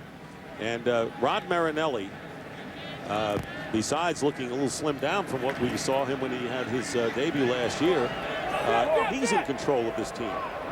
Yes. Now, they've got the direction. They have a guy that basically motivates every day. Here is Kitna getting ground, and he flips it out to Tatum Bell, and Bell is taken down. And I'll tell you what, the great thing about this game is Quentin Michael makes the play, and he's made several of them today. Both teams still playing hard. Well, we said that there was a chess match that was going to start this game today. Mike Martz of the Lions, Jim Johnson of the Eagles, and I would say that Jim Johnson has gotten Mike Martz into just a check and a checkmate at this point. You know, because the way that thing filtered out, I think they were able to get pressure on Kitna immediately in this game. And as many yards they've thrown for, they've created a lot of bad plays that have gone against them. Sent that message on the very first series the Lions had. Pass caught by McDonald. And there's a play made in the secondary by Sean Considine, who had a key interception. Talk about those picks in the end zone that the Lions have had to endure late in the first half. Sean Considine, he's like the veteran back there right now as far as starts. I mean, Quentin Michael, I mean, this is his first NFL start, and you can't say that he's had a bad play out there today. William James, picked on last Monday night against the Redskins, has come up pretty good here today. Kitna sacked by Trent Cole. That's 4 sacks for Trent Cole today. Huge day for him. Dick, we've been talking about Trent Cole's move. I think we'll have an opportunity to see it here against another offensive tackle, Scott. And he just has this ability to dip his shoulder and to get underneath the tackle. to get low, and here he comes. He's going to be coming from the left side of your screen. You see how low he was right there? He's basically crawling along a curb, going for the quarterback's leg, but not everybody can do that. They don't have that kind of a balance to do it, and he does. That's the 8th sack by the Eagles. So, again, check mark for Jim Johnson. Even though this game has long been put away. 4th down and 23. 4th down and a pass thrown underneath to Tatum Bell. And he's tackled at the 20 where the Eagles will take over on downs. I'm going to ask you a very tough question here, and that is, will we ever see the Eagles wear these uniforms again this season? Well, they would be smart to take them up to the Giants game next week. That would be the smart thing to do. I think people are going to like these uniforms. What about later in the year when they play Dallas? What about Well, they would love to save 56 points for the Cowboys. I mean, that's the Eagles rivalry. But I mean, Kevin Cobb here coming in, he makes his NFL debut. Are players superstitious enough to do that? You played. No, because once you become superstitious like that, and then if you lose, then what do? You burn the uniforms? It becomes, a real catch. Don't wear them again. First down at the 21, Kevin Cobb. Andy Reid liked him all the way out of Houston. And he is sacked back inside the 15 by Langston Moore. Loved just the way he handles himself, and in particular, his accuracy. That's what Andy Reid liked about quarterback Kevin Cobb. Final numbers on the McNabb. Was 21 for 26, 382 yards, 4 touchdowns, and no interceptions. It's just a brilliant day. And we've seen that so many times from Donovan McNabb during his 9-year history where when he's been down, he's been able to come back time after time again. Tony Hunt with the carry. No gain on the play. And we talked to Rod Marinelli about Donovan McNabb yesterday at length, and he said, he's still the leader of the team. He's a strong, tough guy, tough-minded guy, and he's in his 9th year with the same head coach, the same offensive tackles, the same playbook. And so there's a comfort level that they have there.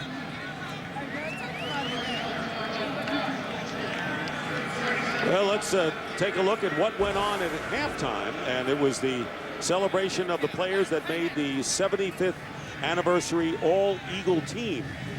And a lot of familiar faces. Clyde Simmons, 96 there. Eric Allen, 21. Harold Carmichael. Keith Byers. Great receiver. Wilbert Montgomery would be one, and of course he is the Detroit Lions running backs coach. So Concrete Chuck down there. McNabb is the quarterback on that 75th anniversary team of the Eagles. Andy Reid's the coach. Andy Reid is the coach. Jeff Lurie, the owner. The best owner in this. Owner. I don't know if they voted that, but Jeff has been a great owner here. Tell you what, the fans have had to really enjoy what the Philadelphia Eagles have been. Tom has it stripped away by Paris Leonard. And Idris Bashir makes the recovery, and the Lions will get it inside the Eagle 10. Eagle fans have given Kevin Cobb a little bit of a taste, the ones that are left, of throw the football. Get it out of your hands. They don't want to see anybody giving up fumbles like that by holding the ball. You can use this, you can say, well, this is old hat or cliche. The Eagles have played hard throughout the game, and they've been down by a lot of points. They have never the Lions stopped have played hustling. hard, yes. Now, haven't stopped fighting. John Kitna is going to try and get this ball in the end zone with everything he's got. How about Green Bay beating San Diego 31-24? Wow. I mean, the Packers possibly off to a 3-0 start. And the Chargers could be losing more games the first 3 weeks than they lost all of last season. Here's John Kitna getting chased from every direction. And no other choice but to throw it away. And right now for game break, let's return to Kurt Menefee in Los Angeles. Arizona and Baltimore went down to the final play. Matt Stover from 46 yards away. And the Ravens get the 26-23 victory. That's after Kurt Warner had come on to relieve an ineffective Matt Leinart and led Arizona back from 17 down. But the Ravens get the win. Dick and Baldy. All right, Kurt, thank you very much. So, good thing they have Kurt Warner. Half the games last week were decided by 7 points or less in this league.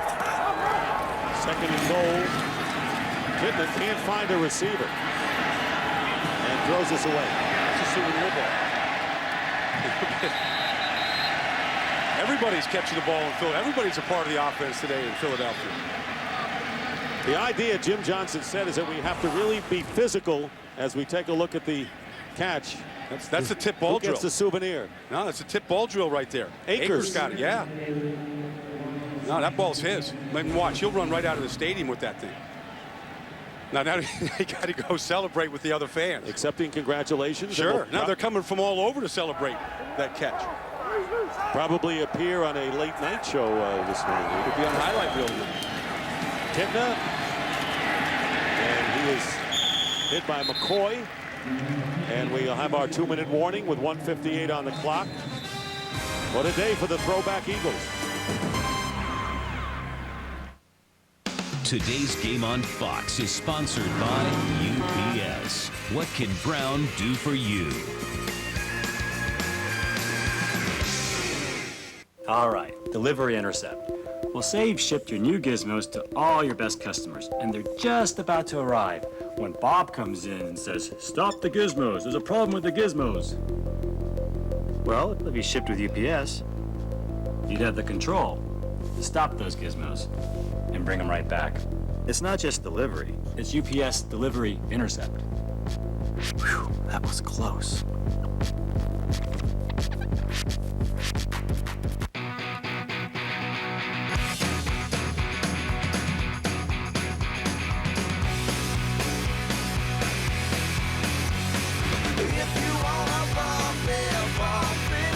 Introducing the first smartphone that really rocks. The new Moto Q Music from Verizon Wireless.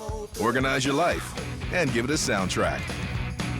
Because smartphones rock harder on America's most reliable wireless network, Verizon Wireless.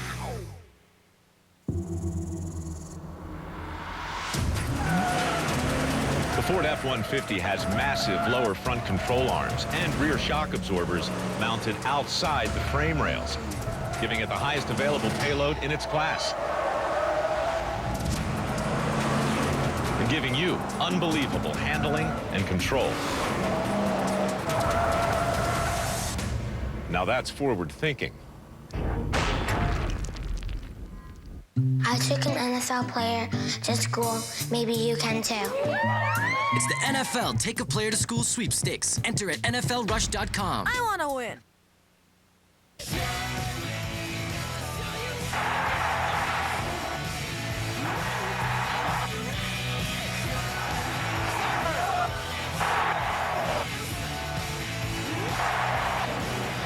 Well, it's been a throwback day as far as the old uniforms are concerned. Here is Kidna on 4th down. And the Eagles were not going to give in. And they will take over on downs. Mike Patterson coming in on the 9th sack of the game for the Philadelphia defense. And they'll take over on downs with 1:52 to go. So let's take a look back. A lot of numbers there, and you see the Eagles with 537 yards. Kidna in a losing effort, a career high. Roy Williams, a big game despite being banged up. But look at the numbers for Donovan McNabb and Kevin Curtis, and we couldn't even fit Westbrook with 108 yards. No room, huh? Rushing and 111 receiving yards today. Wow. Like a pinball machine gone wild. And Dawkins, who said this is fun. Brian Dawkins, who couldn't play today. You never would have known it. Most points in a game for the Eagles since 1953, when they also scored 56 against the Chicago Cardinals. And their record, by the way, 63 points back in 1934. So it surely was a throwback day. Yes, it was, in many ways. Yes. Many ways. Delay of game on the defense, number 79. Actions not involved with football action. 5 yards, first down. Unbecoming to the game. I'll tell you, I think Gene Steratore really enjoyed announcing that penalty. He wasn't sure exactly what he was supposed to say about it. Well, the Lions, as we said, will come home to play the Chicago Bears at 2-1. And the Bears, as Brian mentioned, play the Cowboys tonight. Green Bay, the pace setter, at 3-0 in the NFC North. And the Philadelphia Eagles will go to 1-2 as they go against the New York Giants, who come up next against the Redskins, an important game coming up on Fox. Well, Andy just took off his headset there. He's allowed himself to smile, enjoy this one as he should. He told me this week that he was very little sleep. I mean, coming back in from 12 o'clock at night till 3 in the morning, going back home, getting some rest. You know, the pressure, he felt the pressure to put this offense back together, and they did today. Great all-around game, actually. Today's game produced by Bob Stenner and directed by Sandy Grossman.